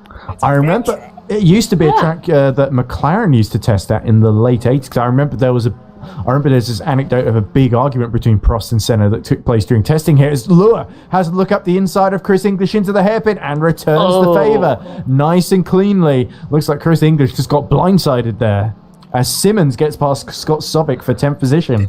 W Series test it. They may have done, yes. Look, Sobick still side by side then with Andy Simmons, and Sobick has got the inside line into the final corner as Benton now sets the fastest lap of the race in 3rd, as Hartley is now 2 tenths behind Dizu in the battle for the lead. So here we go. This is a rematch from race 1, isn't it? Where now it's Hartley on the better tyres and Dizu having to defend on the hards. Yeah, you are absolutely correct, Nick. They did test in the W Series back at the start of the 2021 season. And Louis Hartley, after taking 2nd in race 2, and now the championship leader, looking to take another win here, his 3rd this season. And is he going to try up the inside into Rocket Chicane? No, he won't. But he might, because Dizu goes really wide. Is there going to be enough space for him to slot back through? This is going to be close. They go side by side as they approach Poole. And it is Dizu by the skin of his teeth after that little wide moment. And look behind as well, because it's all kicking off between Stiniarek, English and Lure. But somehow Remco Dizu holds on for another corner. But into the corkscrew they go. Hartley has got the inside as they go onto Tom Price straight. And there's neck and neck. And Benton wants a piece of this as well. Benton trying to come around the outside as well. 3 into 1, and it's downhill. Lock up. And that's a lock-up for Dizu into the hairpin. But Louis Hartley's got the run round the outside. The options, surely, as it's all 4 wide, going into the hairpin behind them. Somehow, they're still going side by side. Dizu resolutely holding onto the lead, but he's on the outside now into the final corner. Louis Hartley's coming through. And will Carl Benton come through as well? Benton's going to push it, take 2nd position, might just take 1st, on the inside line, trying to get ahead of Hartley as well. And these two could touch each other. Carl Benton has an amazing chance to take the lead here. They go side by side into the hairpin, and Hartley holds on. That's late from Remco Dizu, and he somehow gets back into the lead. But will Carl Benton go underneath both of them? Oh my goodness me. That's like Silverstone all over again. What a fantastic run, and here it's still not over. And now Hartley's not giving up yet either. Up the inside of Remco Dizu he goes. That was amazing resolute defense from Remco Dizu, but they didn't have the grip that Benton and Hartley did. And now Hartley was going to be very annoyed because he's got a gravel trap in front of him. But Dizu being swallowed up by Schumann. Schumann spins around. No. Schumann hit by Stiniarek there. Oh, it's chaos. And It's chaos. EERC is facing the wrong way as well, so that's a big mess there with 10 minutes left in the race. Ziola gets through into 6th somehow now. Lure is up to 4th again. And Schumann now finding side by side with Vermeulen and holding him off there as he rejoins. So that was very chaotic there. I think Peter Schumann just got hit from, I'm pretty sure it was Stydniarek, and Lure might have just been able to avoid the contact there. And Lure is now right behind his teammate Desiu. So this will be very interesting to see what happens here, because Lure has got the soft tyres at his disposal. I'm trying to look. They're both in chat with one another, although they're both muted as well. So how much do I have to now go and say do not attack your teammate? And he lets him through at the final corner. Nice. That was very sensible actually from Remco Desiu.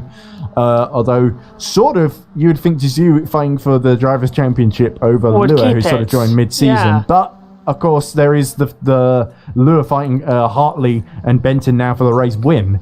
So it does make sense from a sort of short term rather than championship perspective. Do you want me to hop on the radio and say, let Desiu pass for the championship, please? No, because it's too early as well. And also, I think Maria Rose is probably fighting for the championship of all of our drivers. But you never know what could happen at the end of this. It's never too early. Jean Todt told me that. It's only Kylie Minogue told me it's never too late. Benton taking the lead, and Hartley's on the back I'll go with of it. Kylie in this one. As Boulian gets a penalty at the very back of the field, possibly for cutting the track somewhere. Well, he probably just cut half the field off as well. And Benton, after second fastest lap earlier on, now really seems to be struggling a bit with Hartley all over the back of him, and Lure too. Indeed. Yeah, and Desiu is sort of being closed in by English as well, so Gravel Trap at the moment looking to sort of effectively leave here in the lead of the team's championship if it ends like this. I wonder if Benton is backing them all up a little bit into English. Possibly. But it does seem a little bit unlikely, because then why would English want to be backed into Ziola as well? Ziola's not too far behind, and Sovic, we've seen how quick he is in 7th. And look at this, up the inside goes, that was out of nowhere by 10 Lure. Louis Hartley was caught half asleep there as he almost gets pushed off track there and has to concede position. But that was a really well judged move there by Lure on the brakes, and those soft tyres working to perfection. And now Hartley, all 3 cars lock up into, and look at that, Chris English going, cuts all over the track. I think English does have some kind of... and into the wall he goes. He got that all wrong there. I think he has got some kind of wheel problem. Goodness sake. It doesn't look like Simmons is doing too much better either, because he's just rejoining in front of him. But there we go. That promotes Ziola up to 5th and Sovic up to 6th then. So Sovic hasn't given up getting back into the top 5 here. As here we go then. So it is Benton, Lure, Hartley, Desiu all together the top 4 for the lead. And 10 Lure fancies taking another win here at Anglesey. Now he's cleared Louis Hartley. So Carl Benton is really going to have to pull out all the stops if he wants to emulate what Simmons did in race 1 and take his first win. This race has literally ticked down out of nowhere. Race 3 tends to be the dramatic one, doesn't it? Yeah. And Lure, I think Lure's looking really confident here, but Benton might just be able to hold on. Let's see if he's got the defensive move. He gets to the inside very, very early to try and hold off the Hunter Birch simulation car and just try and hope that Louis Hartley just slots one up the inside of him. But look at that exit from Lure. He just hung on to that one, and now he's all over the back of the gravel trap, pulling alongside on the outside. Is he going to get ahead before they get to the final corner, Josh? Late on the brakes. He's around done it. What a fabulous move. Too deep. But he just messes up on the exit, and Carl Benton holds on for another day. And here comes Louis Hartley. Hartley's coming back on attack. Desiu's coming in too, actually. So it's 4 for the lead with 6 minutes to go. As they come down, look at Leon's going to go very late on the break. No, can't get through. I wouldn't rule out Desiu getting back past Hartley at this. I wouldn't. This could be entertaining. But wow, Lure really not leaving it to chance here. He's not content to sit behind. He's doing the Hunter Birch simulation substitution job, isn't he? Job with a capital J. He is really getting those points on the board for us against Gravel Trap Racing. And Benton eager to hold on though at this phase. And wide goes Lure as he tries to find a way through on the outside, and now is vulnerable to Louis Hartley's fin avant. Hartley's on the attack. Here he comes as well, trying to get back ahead. Benton's got a 2.5 tenth lead. Don't know what that yellow was for out on the track. I think Simmons had an issue, maybe? Possibly. Yeah, I've lost him off our driver tracker, so I think it is him. Simmons is behind Vermeulen now. He was behind English earlier, so yes, he has lost about 7 seconds at least. 75 kilos as well, isn't he? Oh, because of winning race 2, yes. And big lock-up from Lure into the banking. I think you're right, Ed. Jizu is going to be the one to watch in the coming moments. Yeah, well, I think Jizu obviously on the worst tyres, but definitely playing his hand quite earlier in the weekend, the day. And it's felt like a long time, I know. Yeah, he's definitely been picking his moment here, but he's only really got 4 minutes if he wants to make a move on Louis Hartley. I think Jizu will probably be happy with 4th, considering the tyres he started the race on. But I think if there's any slip up from Louis Hartley, he'd be through like a ferret for up a drain pipe. And indeed, Lure now right behind Benton as they go through Church. But it was Ziola and Sovic could still come into the party here as well. Yeah, indeed. I wouldn't rule out Ziola in that Infinity as well for SZ Racing, having a very good run in the 77 and keeping the leaders in sight in the last 4 minutes. And look at this. Big lock up from Lure. That's Lure again, almost thinking about the outside. But Benton. Up through there. Yeah, Benton is really he's sort of driving the widest gravel trap car imaginable. Through Paul. Ford Focus XL. It's Ford Focus with a couple of extra tyres sticking out the side and massive rear spoiler. And once again, Lure showers Louis Hartley in tyre smoke as he brakes. Yeah, here we go then. Down the Tom Price straight they go. And the hairpin looms. Is Lure going to get the run out that he needs? He goes to the outside as Disu does well not to block up into the back of Louis Hartley. And once again, another great exit from 10 Lure as I think Sovic is having a go at Ziola. Once again, he goes for the outside. Will Carl Benton do what he did before and just hold his line on the inside? He bumps into the side there. That was forceful from Carl Benton. He wants this win very, very badly. 3 minutes left to go, so that's going to be about 2 laps at least. They are catching as well, Zero and Sovic as well, and Bouillon gets a penalty as well, and now here goes, Lewis going to try around the outside, and look at Hartley on the inside line, he was going to try to have a go. That was actually good from Lure to get back to the inside before Hartley could cut across, but he's having to go this way and that, because Benton is really just an immovable object right now, and he's almost having to push him along the straight here. This is a fantastic racing, and Benton really driving on his wing mirrors. And here comes Hartley. He's going to have the inside then into the rocket chicane. Is Lure going to get caught out here? Benton still going further hard. Lure has been forced out wide, but have the inside coming into the right-hander. Lure all over the curb, and he's just about able to keep Louis Hartley at bay there. So fantastic, clean racing between the two. But Hartley, once again, trying the outside for Paul. Dejean might want to nick 3rd position here. I think he might. Yeah, here we go. Ziola's coming in. Yeah, Ziola's another one on the soft tyres as well, I believe. So we've got to make sure that Remco doesn't get caught here as well. But here we go. Lure having another go. And surely Lure, if he can get through, is going to be able to pull a little bit of a gap in the last minute of the race. Oh, my goodness me. And both of the 100 simulations having a go then. But neither able to get through. Contact. And that was nearly a spin for Carl Benton as Lure just made contact with the rear wheel arch. And Hartley might take 2nd position to the hairpin. Lewer's going to have a little look away on the brakes as well. There's at least going to be another 2 laps of this. Maybe and that was a little bit on the curb there. And Louis Hartley's going to go through around the outside, past 10 Lure, but Lure is still there into turn 1. Side by side they go. He does well not to push Louis Hartley off track, to be honest. He breaks late into the banking, and almost Dizu might get through here as well if Lure isn't careful. But there we go. And Lure now has got to try and get back into 2nd place rather than challenging for the lead. And this really gives Carl Benton some buffer that he might use to win now. Hartley's going to have to defend like Ziola is now challenging Dizu as well for 4th position. This is the last lap, by the way, so Benton's got the lead by over a second now. Yeah, look, 55 seconds left, and they cross the line with one... Well, they crossed the line with 1:30, and it's a 1:32 Benton's probably going to go. Starts again. Look, Ziola having a go at Dizu, and I think he's got through there. My goodness me, using the extra grip of those options, Dizu almost powerless, but he's going to dive up the inside as they go into pool to try and hold on to that 4th position. Is Adam Ziola going to brave it out around the outside? No, Dizu is steadfast in his defense, and Adam Ziola is left hanging. This is amazing racing that we're having at the moment. It's still going on for 2nd and 3rd. Louis Hartley. He's not over yet for him. Lure has not given up. Benton may have driven well in defence, but Louis Hartley has really had to work for this 2nd position, hasn't he? And look, Lure getting another great run. He's really good in these low traction zones, isn't he? Yeah, now this is it. Yeah, Here we into go. the last corner. Round the outside he comes. He did this before. Oh, Lou no! Hartley, will he get the room? Whoa. And almost just enough room to squeeze through there. I don't know how he's done that. But What a Carl Benton race. crosses the line and wins race 3 from Lua, who retakes second at the death from Louis Hartley. Desu holds on to 4th. And here is Chris English somehow will hold on to 7th, despite having a car that did not look like it wanted to turn into any of these corners. Top 6 separated by 3 seconds, but between them it was 0.5, 0.2, 1.9, 0.3, 0.3 between them. What an amazing run in race 3. Yeah, and I think that win for Benton means Gravel Trap now lead the team's championship now.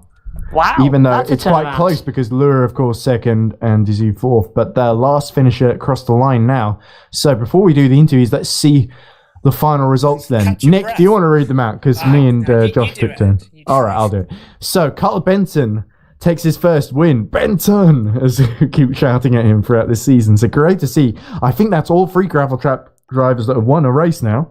After Simmons won race 2 and English won race 3 in Thruxton. 10 Lure takes another podium, another top 4 actually. He's finished in the top 4 in all 3 races here at Anglesey. So certainly the most consistent, along with Louis Hartley though, who takes 3rd position after being beaten by Lure at the death there. But I'm sure Lure will feel frustrated not to come away with the victory there against Benton, who defended really well, it must be said. Remco de Zeeuw holds on to 4th, despite having probably the slowest, least grippy hard tyres that you can put on any of these cars. So he'll be very, very happy with that result. Adam Ziola just misses out in 5th, despite a valiant effort to try and snatch 4th at the end. Scott Sovic takes 6th in the end, long way ahead of Chris English, who really kind of dropped the ball, although it may not have been his fault that his car just refused to turn into turn 1 and so to cut across after through the banking. Peter Schumann, after his early misfortune, recovers to 8th ahead of Neil Greening and Jack Vermeulen, who rounds out the top 10. In 11th position, it is Igor Studniarek. And Andy Simmons, I believe, is our last finisher for Gravel Trap, with Lee Bullion and Paul J. Venter both retiring for logistical nightmare, along with Stan Gilvad, who didn't start race 3. So there we go. Definitely eventful there. Eventful and a half. Nobody in the waiting room, so shall we just drag some of these guys in and see what they have to say? Louis can talk. Lou probably does. He's pretty talkative. So Maybe Scott. Well, I tell you what, you do that. I'm going to have to dash off, unfortunately. As you can hear, there's people talking. But I'm going to have to dash off, so I shall see you all later. thanks for joining us, Josh. And Pleasure we'll as see you always. next See you next time on the time. 29th of December at Mont Tremblant. I know, I can't wait for that one in Canada, the home of the original Canadian Grand Prix. It's going to be fantastic. Thanks, everyone. I'll see you soon. So we're now joined, because I dragged him in here, by Louis Hartley, driver of Finnavon Motorsport number 26, second in race 2, and almost second in race 3, but snatched at the death by Tame Lure. So not a win this time, Louis, but certainly consistent performances, and I believe you are now leading the Drivers' Championship. If it's been gifted a little bit by a lot of people not showing up, but yeah, it was good fun anyway. These races, last one especially, that was great fun with a big 4-way battle for the lead for the whole thing, pretty much. Indeed, yeah, it felt like a Kyle was very much backing the field into one another, and it created some interesting scenarios to say the least as well, because you had Remco who was on the hards and just didn't have the same grip, so you were able to get through, and then because Lua got involved, Kyle was able to slip past you as well. Yeah, I thought he was on the hard, so I was wondering how he had so much grip until I checked afterwards and saw he was on the mediums. So certainly, Who was that? it looks... Sorry? Who was that? Remco. Oh, okay. Yeah, so it looks like in the Teams Championship as well, Finnavon Green, of course, were pretty close, on 168 points going in behind Hunterbet Simulation and of course Gravel Trap. But do you think there's a chance with Kings having missed that race of your team taking the... Obviously, it was only you representing them today, so you did all the hard work. But do you think if Pascal can make a few more rounds, that Finnavon Green have got a chance at the Teams Championship? Pascal's on the other team anyway, so that Oh, he wouldn't is. help, Okay, but- I forget who your teammate is. It's not Peter, is it? Oh, no, No, it's it's Mario. Mario. Mario, of course, who wasn't here. Yeah. So I don't no- know. it depends. We'll need people to have bad luck because there's still probably going to be quite a big gap to gravel trap racing, even though a couple of them had bad races. But it's always worth a shot trying at it. Anyway, so I don't really have too much more to add, Louis, but it was great seeing you drive. You put on a great show, and it was a pleasure to watch. So best of luck for Mont Tremblant in a few weeks' time, and enjoy Championship League right at last, because we'll be coming back for it, I'm sure, especially with Mir.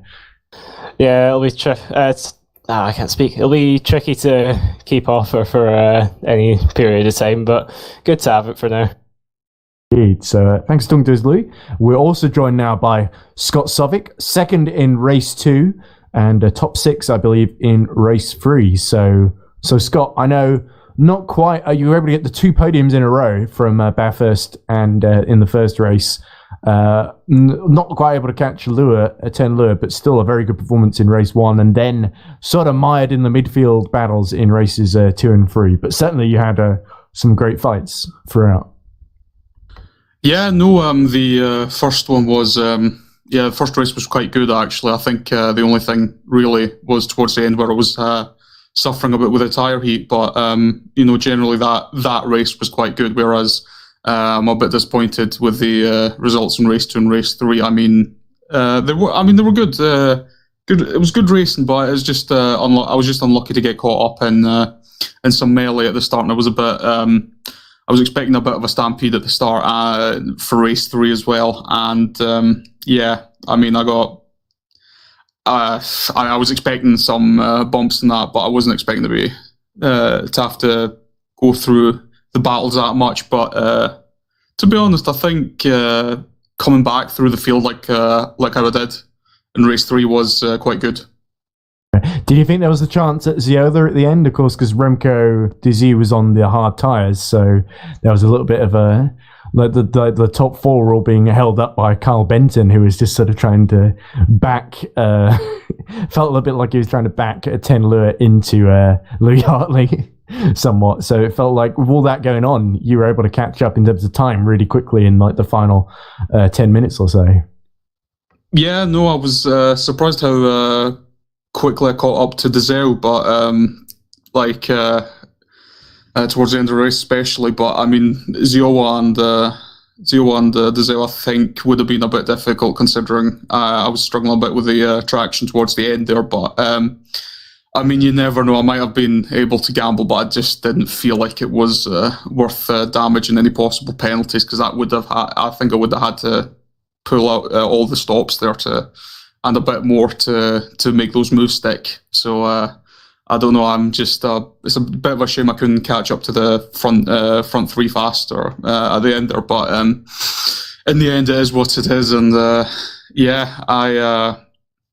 don't think I could have done much better with my driving. I got a bit unlucky getting caught up behind the 2 Infinities, but at the end there. But yeah, just how it is. Well, certainly, Scott, the Independence Championship is looking very good for you at the moment, because you had a big lead going in, and I think it's even bigger now. So thanks so much for talking to us, Scott, and wish you best of luck for Mont Tremblant on the 29th. Thank you. Right, so we're now joined, I believe they're still around, by Carl Benton and Andy Simmons from Gravel Trap Racing. So he won't be able to hear us.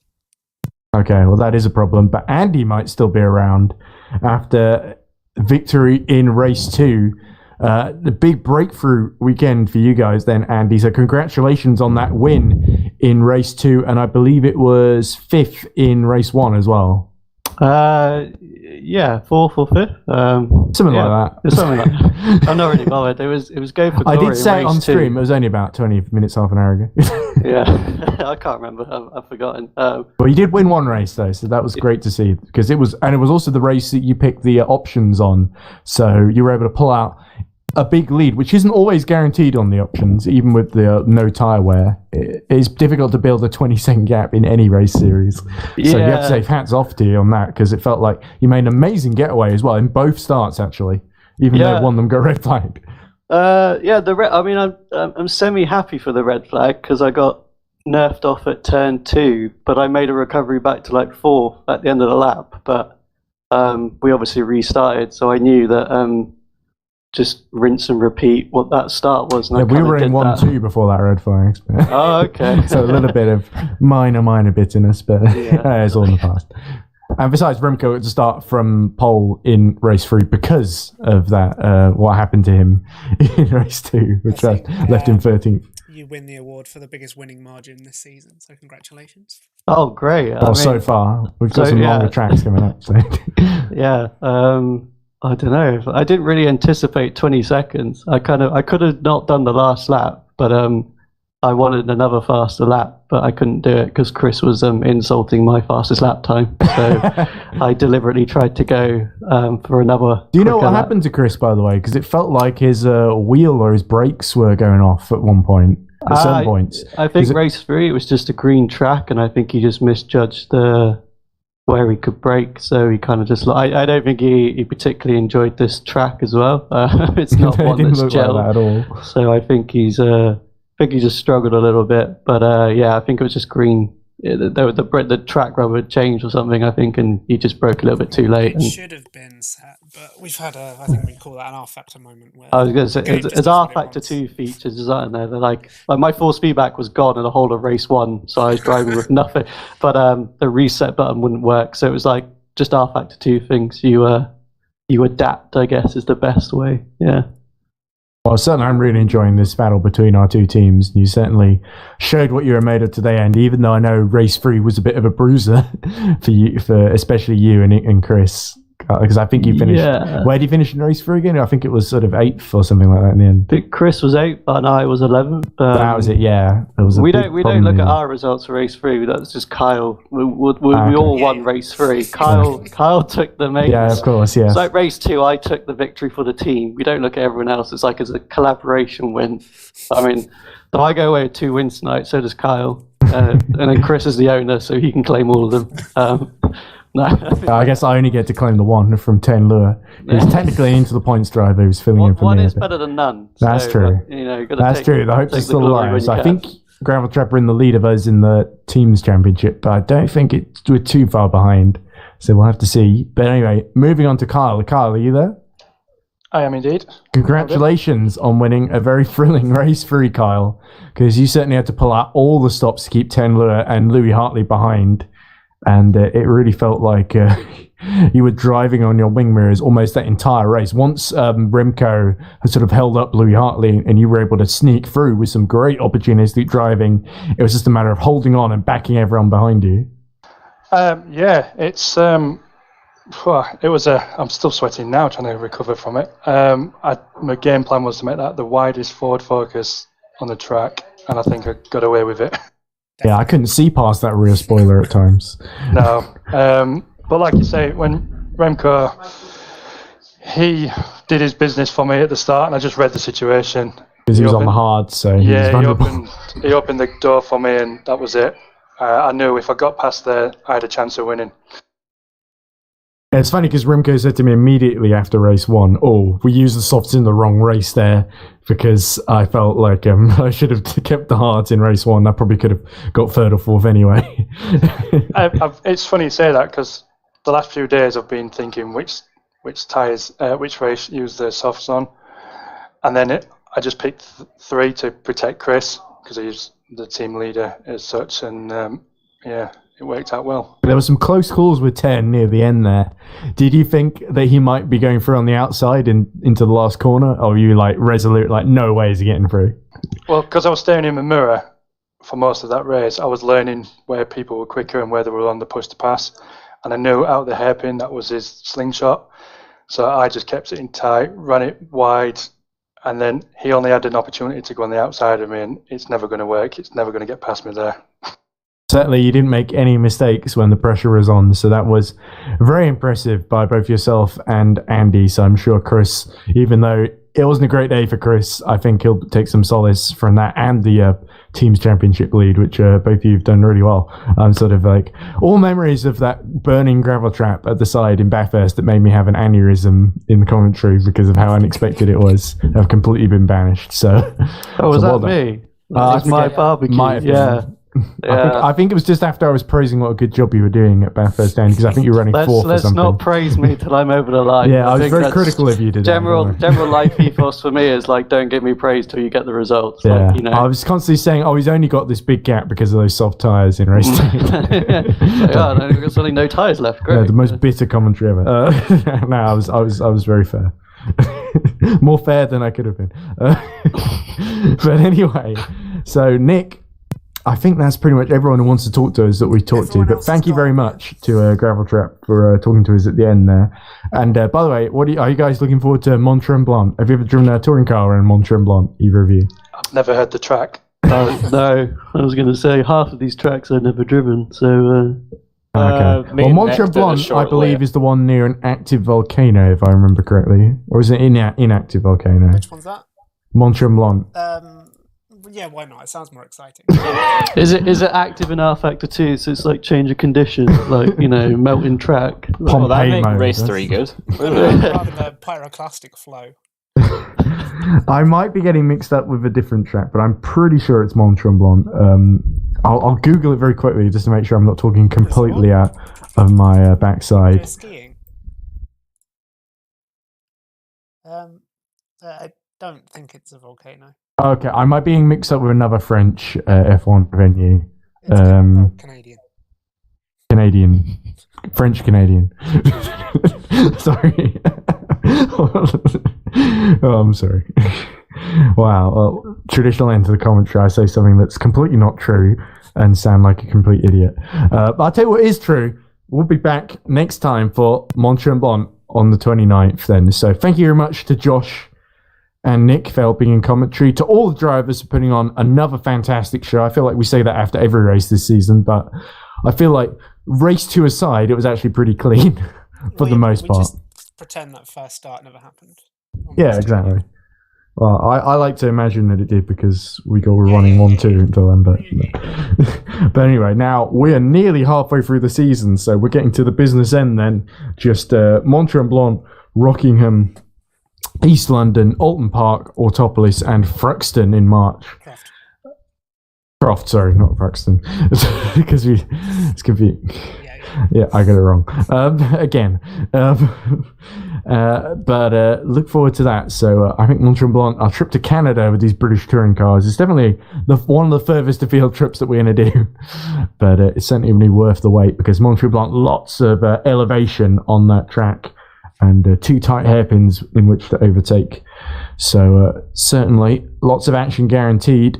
And after Ten Lure, Andy Simmons and Carl Benton took the honours in Anglesey, it's Gravel Trap that leads the team standings and Louis Hartley that leads the drivers then. We'll see you on the 29th of December. Bye.